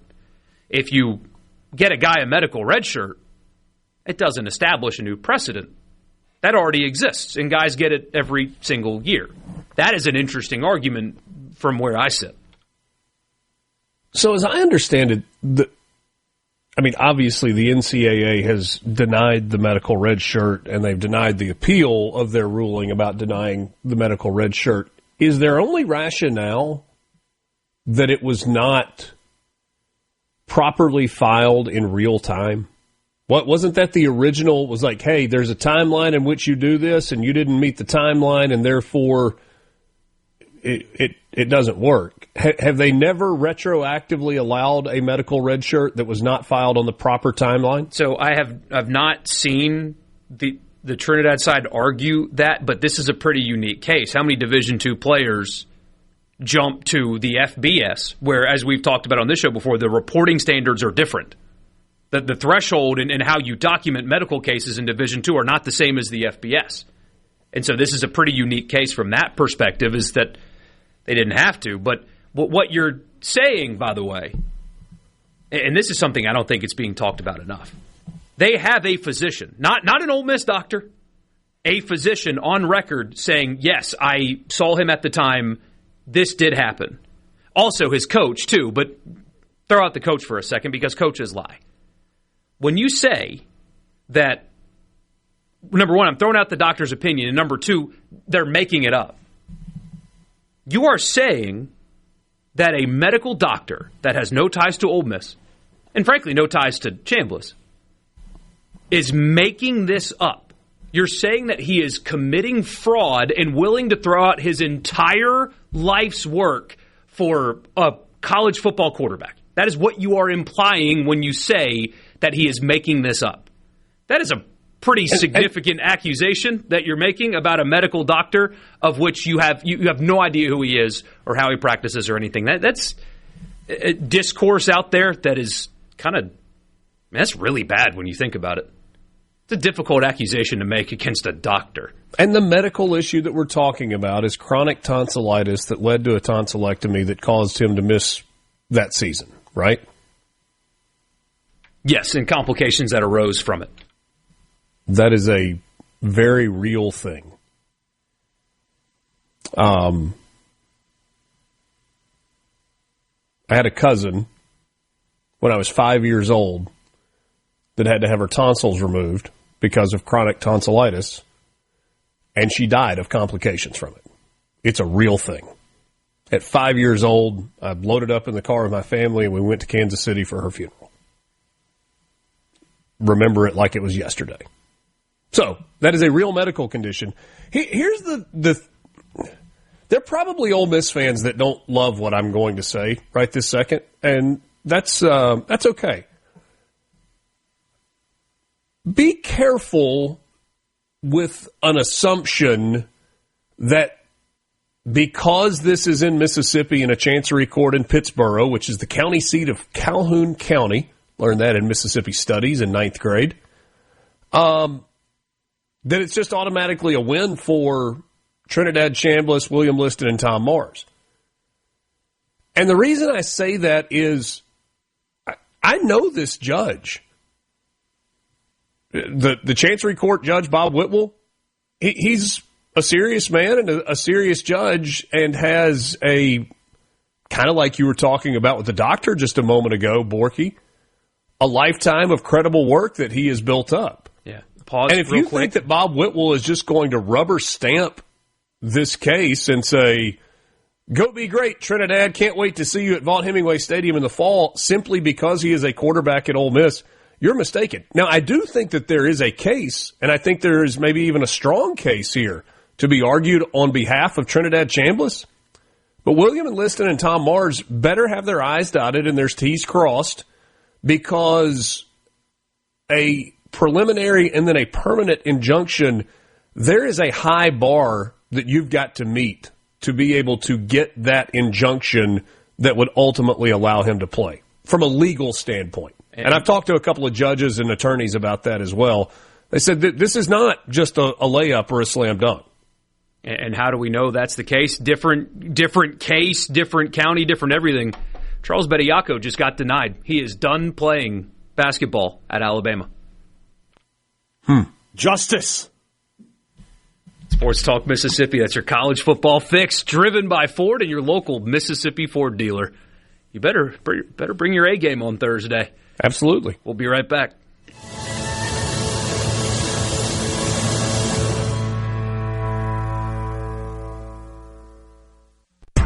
In Mississippi, on the SuperTalk app, your local SuperTalk station, and at supertalk.fm.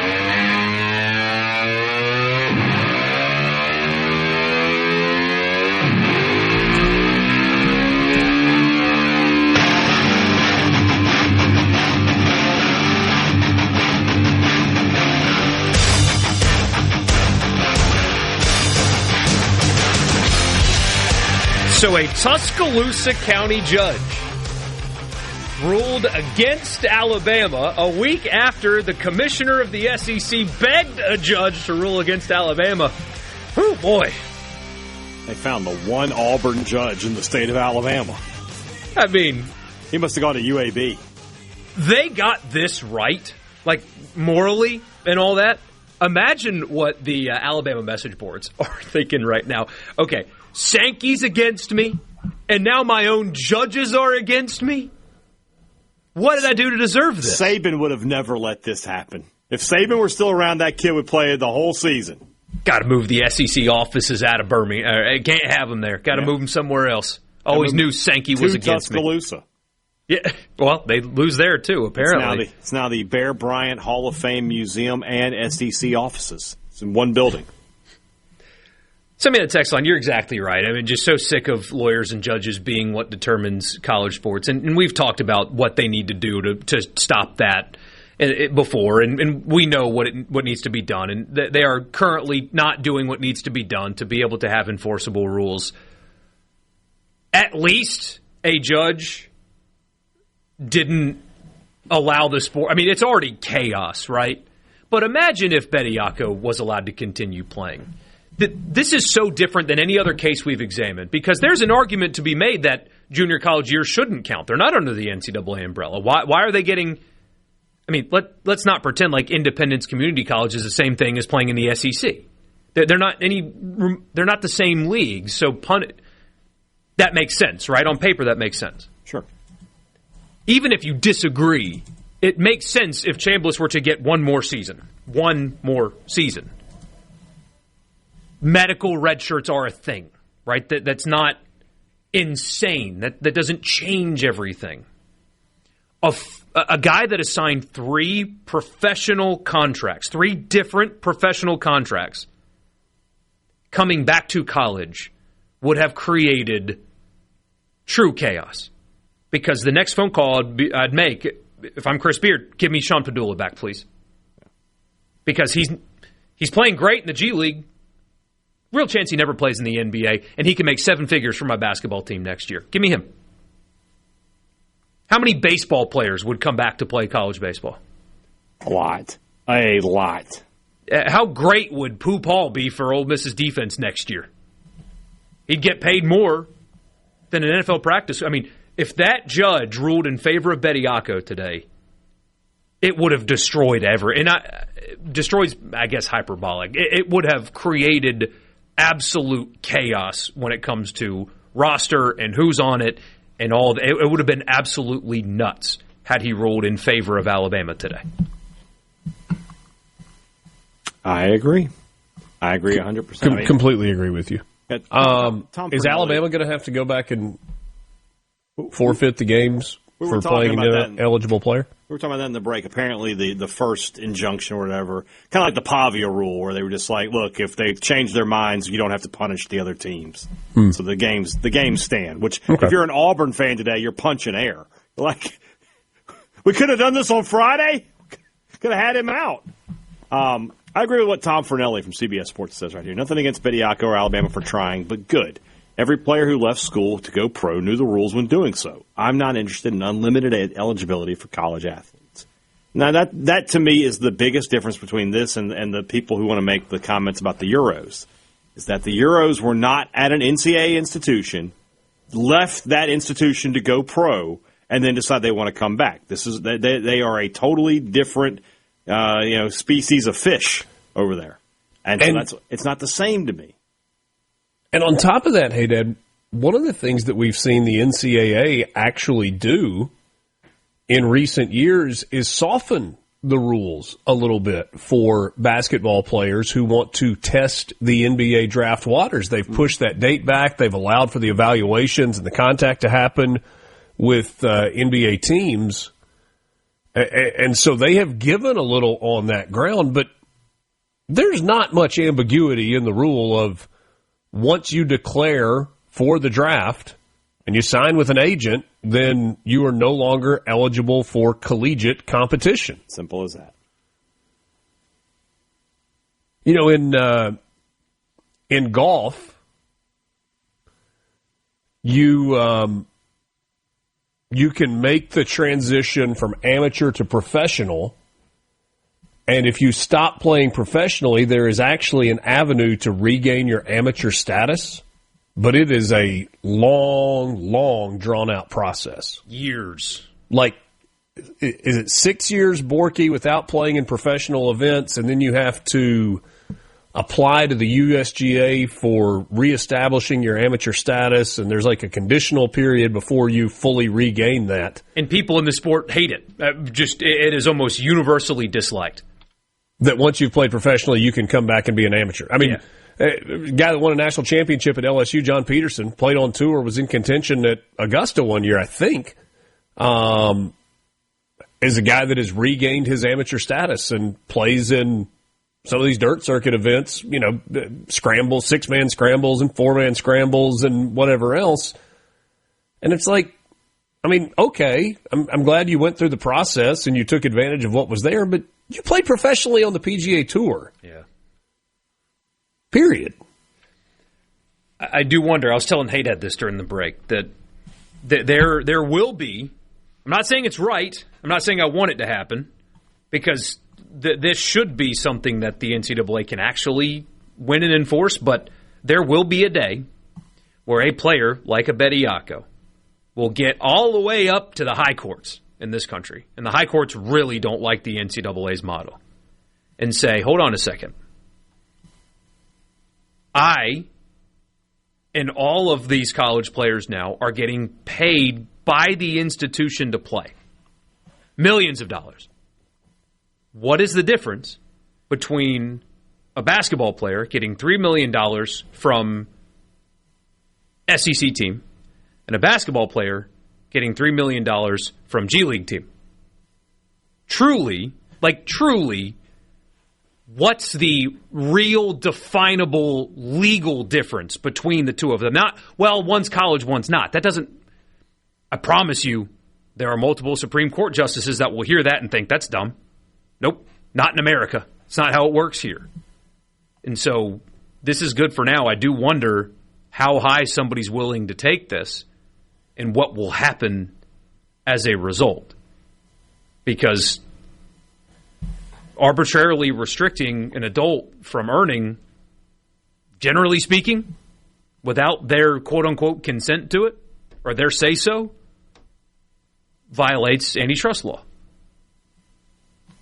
And when the NCAA had to argue their rules to the Supreme Court, it has not gone well. Read especially Brett Kavanaugh's quotes about the NCAA. Yeah. I'm paraphrasing. One of them was like, in every other business in this country, what the NCAA does is illegal. So this is good for now. I do wonder how high this is going to go and then what will happen as a result. The NCAA and the conference commissioners better get their you-know-what together before that day comes, because that day is going to come eventually. So you better have plans before that day does get here. Hey, Dad, I'm glad to see that your level of interest in topics like these hasn't changed in my absence. I mean, I got some interest, but it's not a lot. Yeah, you've been acting good, because I love strong opinions, but you've been strong on this. Bediako does not deserve to play. He doesn't deserve to play. Yeah. So. Simple as that. I kind of have to have a little stronger opinion, because it's not, if otherwise he's just going to be talking to air. He doesn't have you here to bounce back off of. If he I can't just let him go for 10 minutes. He'll let me he'll probably let me if I wanted to. Be like, you know what? Just have it. I hate it. I am excited for Thursday to come and go. It's an interesting story, but I'm ready for it to be done. Well, but of course, as we said, not necessarily going to get the reaction, the verdict, or whatever you want to call this on that day. But I just want to know. The thing I want to know from Thursday is, walking out of the courtroom, who feels confident? And I imagine there will be some media there, and we will have some idea of who should be confident about what direction this is all going to go. It's been interesting the past few days that I've had several Ole Miss people, and now Richard being one of them. Like, maybe that's just part of the show. I don't know, but part of it is like they say, hey, it's not a done deal just because we're in Mississippi and this guy has Ole Miss. It's not. And I understand you want to show respect for a judge, and this is a well-respected member of the community, but I can't get my brain around it. I think it's just a done deal as it is. As I said earlier, I think there is a good, strong, factually based, arguable case on behalf of Trinidad Chambliss, and I think he has two very smart attorneys. My point is simply, if you think this is a coronation, if you think it's some sideshow with no legal basis, and that Judge Whitwell is going to just rubber stamp this thing because, it's an Ole Miss football player, I think you're sorely mistaken on that front. My point is just they better have the argument set and ready to go, and it better be airtight if they want this injunction to happen. From the Seabrook Dock. Best sports talk in the state. It's the best thing. Say that again. We the best on 3. 1, 2, 3. We the best. Sports Talk Mississippi. Super Talk Mississippi.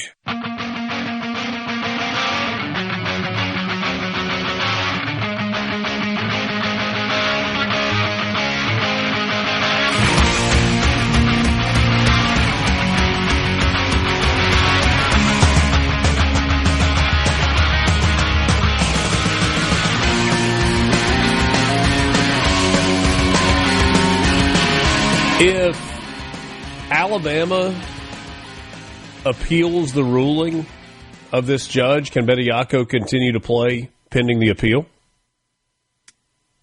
I don't know how those work. I feel like you just need to take a loss sometimes. Sometimes you got a case. Sometimes it's worth it. Trinidad Chambliss is worth it. He's worth all of this. Is Charles Bediako worth any of this? He's not even good. Compared to all this mess. They were better with him off the floor this weekend. I think what he provides is depth at that position that they don't have when he's not there. Yeah, you know what a quarterback doesn't provide? Depth at the position when he's not there. He's worth fighting for. I mean, Aguilar might not be worth fighting for. Not in the same way. I mean, he's going to get it, so it is what it is. But yeah. We had this on the text line. I get it. I mean, it's the same thing with the doctor. I get skepticism. You have people questioning the integrity of an elected judge here in the state of Mississippi on our text line, and they want us to go along with that. I don't think that's a great idea. I mean, I just think saying that someone is unable to do their job because of where they're from is short-sighted and disingenuous. But, I mean, there are a lot of people whose minds you're not going to change on that. True. I mean, I'm sure you've been told the same thing. If a judge just flat rubber stamps something like this without a good argument, it gets appealed and they lose, and judges don't like to lose appeals on their rulings. That's generally something that is frowned upon. And just kind of rubber stamping it probably doesn't go well. But not usually. No.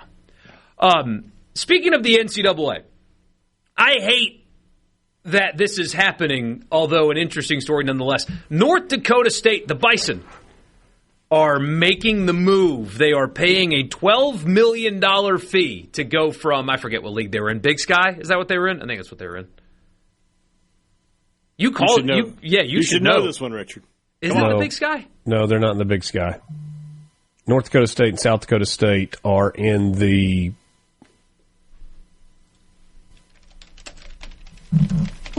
Good grief, Richard.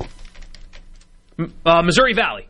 Thank you. They're in the Missouri Valley Conference. No more, though. North Dakota State is going to be a full-time member of the Mountain West starting this season. They're making the jump right away, so the schedule is going to have to be adjusted some. Here's what I find annoying in this story. The NCAA is stopping them from being eligible for the postseason for 2 years as part of their transition period. They can't play in the postseason for 2 years. Why? Who does that benefit? Who does that serve? Who is that protecting? And also, if I'm the college football playoff and North Dakota State's the highest-ranked group of 6 team, they're coming to my tournament anyway. Tell me no. Please, NCAA, tell me no. They're coming to my tournament to go be the sacrificial lamb for Oregon. I am interested to see if this is followed by South Dakota State making the same decision or the same transition. Because if you go back and you follow the paths of these two schools when they have made moves, they've made moves together. They moved to the Missouri Valley at the same time. They made the transition to FCS at the same time, if I remember correctly. And I'll be interested to see if South Dakota State jumps in that as well. Somebody said North Dakota State, South Dakota State are in the Dakotas, and yet they're part of the Missouri Valley. Yeah, well, conference names and whatnot. Kentucky's in the Southeastern Conference. I mean, what do you want me to do? So it touches Tennessee. Yeah, well. So. It also touches Ohio. Yeah. I mean, Cal Berkeley in the San Francisco Bay Area is in the Atlantic Coast Conference. Yeah. These names these are great names. It's a cool story, though. I mean, I think it was Bud Elliott that raised this point, though. I do wonder how quickly North Dakota State fans will miss the championships when they go 8-4 every year. And even if they play well, what did they get for playing well? Yeah. Was James Madison FCS? They were. They were. They probably are okay. They are for now. Yeah. Yeah. But North Dakota State, I mean, they've won all the Yeah, championships. and North Dakota State is kind of a recruiting juggernaut in that area. I mean, you've got half a dozen programs that really compete for the national championship. Obviously, this year it was Montana that won it. But North Dakota State, South Dakota State, Montana, and Montana State are kind of the 4 giants in FCS football. Illinois State made an incredible run this year. Mercer's tried to make strides in recent years in a different part of the country, but you're talking about the equivalent of the Division I programs in those 2 states. And their people really, really care. That they care a ton, but we're not talking about fan bases that fill 40, 50, 60,000 seat stadiums. We're talking about fan bases that usually fill 15 to 20,000 seat stadiums. As FCS standards go, the facilities are remarkable. And look, North Dakota State probably recruits better than anybody else in the FCS, followed closely by South Dakota State. How are they going to be funded in terms of NIL compared to the other teams that are going to be in the Mountain West? My guess is they'll be competitive there. I don't think they make this transition with a plan to take a major step back in the way in which they compete. Now, are they going to win a national championship? No, they're not. Because they're not going to be able to build a roster that's good enough to compete for a national championship. So what's the end goal here? Make more money. Yeah. Should make more money. I guess. It's interesting that, the North was ahead of the South on the FCS thing, right? You've had these Dakota teams winning national titles. Now we're in the NIL era. The North is getting ahead of the South again. At 3 straight Big Ten champions. Am I naive for having at what point is money not the right answer anymore? At what point do you have enough money and you don't need any more? Because you saw it happen in golf, right? Because yes, golfers Richard, what's the answer to that question? But golfers said Give no. me a truck. When this live thing happened, I mean, so many people, even on our text line, was like, well, you would say yes too, but I'm broke. Scotty Scheffler said no. Max Homa said no. Jordan Spieth, all those guys, Rory McIlroy. Think about what Scotty Scheffler. Some people are just wired different, though. Some people, money's just more important than that. So, but why is that not more common? Why was it just golfers? Why doesn't the NFL or North Dakota State say, you know what, I don't need more money. I actually think that's not the answer for North Dakota State, the more I think about it. I think some of it has to do with their fans are bored. They have been so dominant. I wish I could get bored of winning. I hope they go 0-12 if that's the case. I'll show you boredom, guys.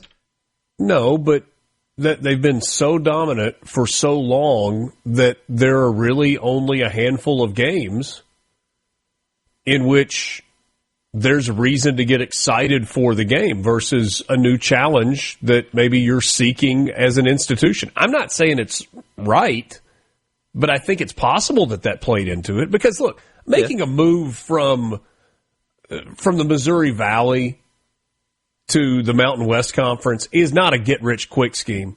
It's not making a move from the Missouri Valley to the Big Ten or the SEC. They're not going to be splitting $1 billion among the schools in the Missouri Valley. They may even have costs that are, it may end up costing them more to be a competitive Missouri Valley member than it costs them to be the best program in the FCS. But it's something that they're willing to take on and take a shot at. I can't be mad at them for that. They say, hey, we want to test ourselves against what we think is the next step up and see if we can continue to grow. Okay. Give it a shot. I guess I was going bigger picture with that because that's the answer to everything, right? Why do this? More money. Why do this? More money. The NFL's doing all these international games. Why? Nobody really wants them, but the answer is more money. At what point do you have enough to where you can keep some things as they are? I know that's naive, but I watched pro golfers do it. Say, you know what? I'm not going to sacrifice tradition for more money. I'm going to stay where I am because this is the traditional route. But it also caused the PGA Tour to have to get their act together and start offering more money. Scotty's made a lot of money. He hadn't made $500 million. No, but he's on his way. True. You go win $40 million on the course plus your sponsorship deals for about a decade, and you got there. When you're already wealthy, you don't need to ruin tradition to get wealthier. We'll wrap it up next with you, Sports Talk Mississippi. And now we have a special surprise for everyone. Give it to me. More Sports Talk Mississippi right now on SuperTalk Mississippi.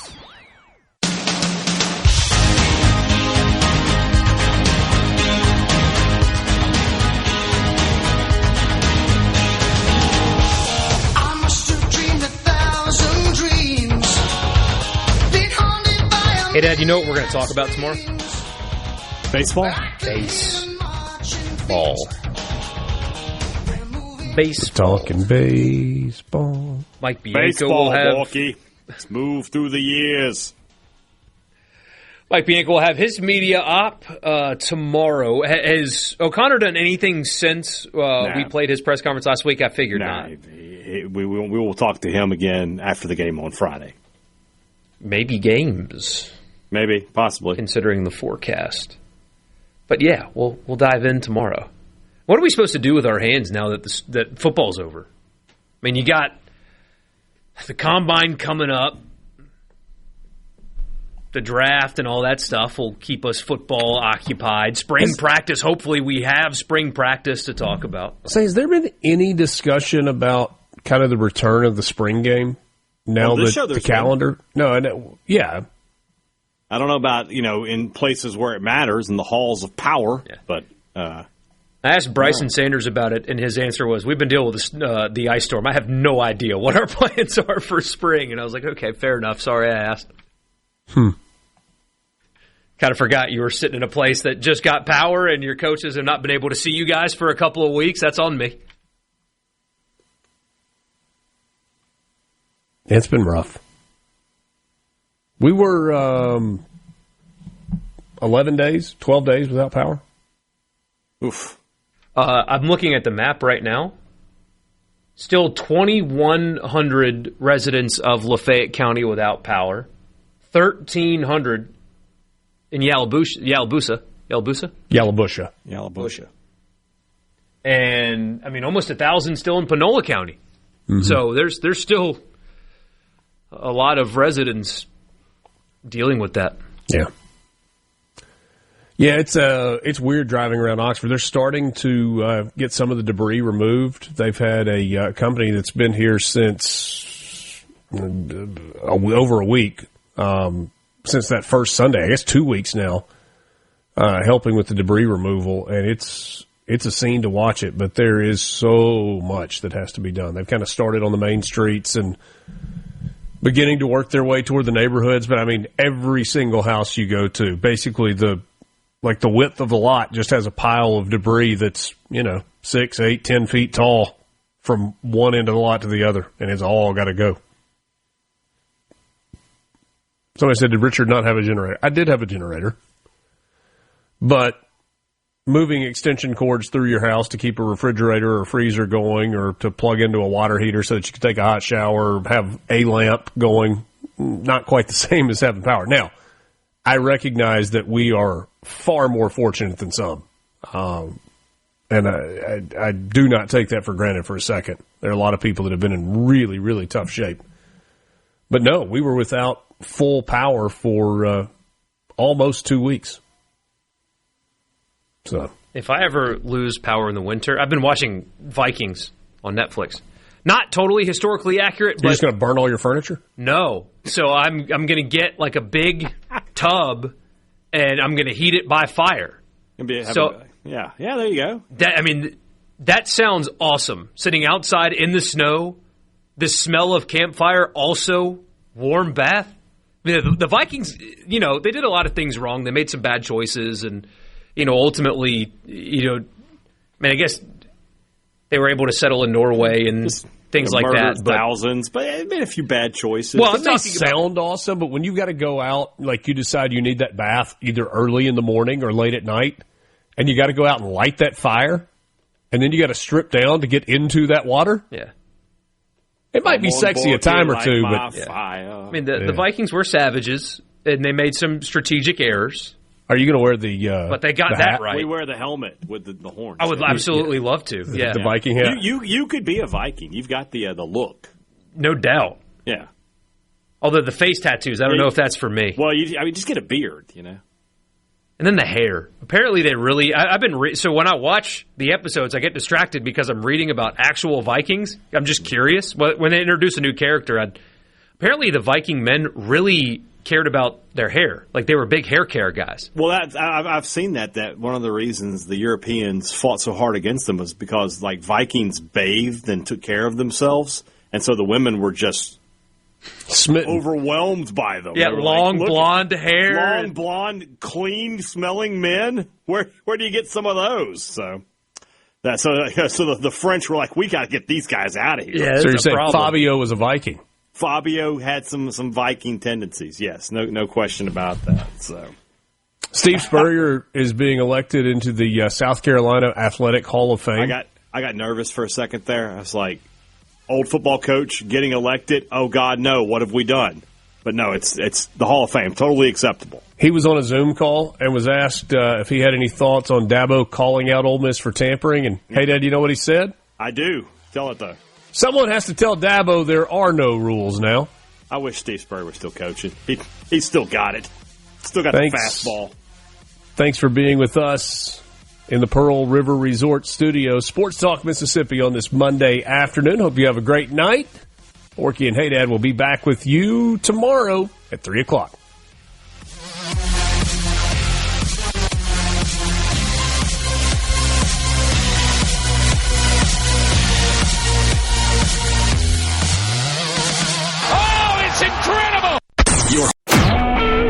SuperTalk Mississippi Media Production.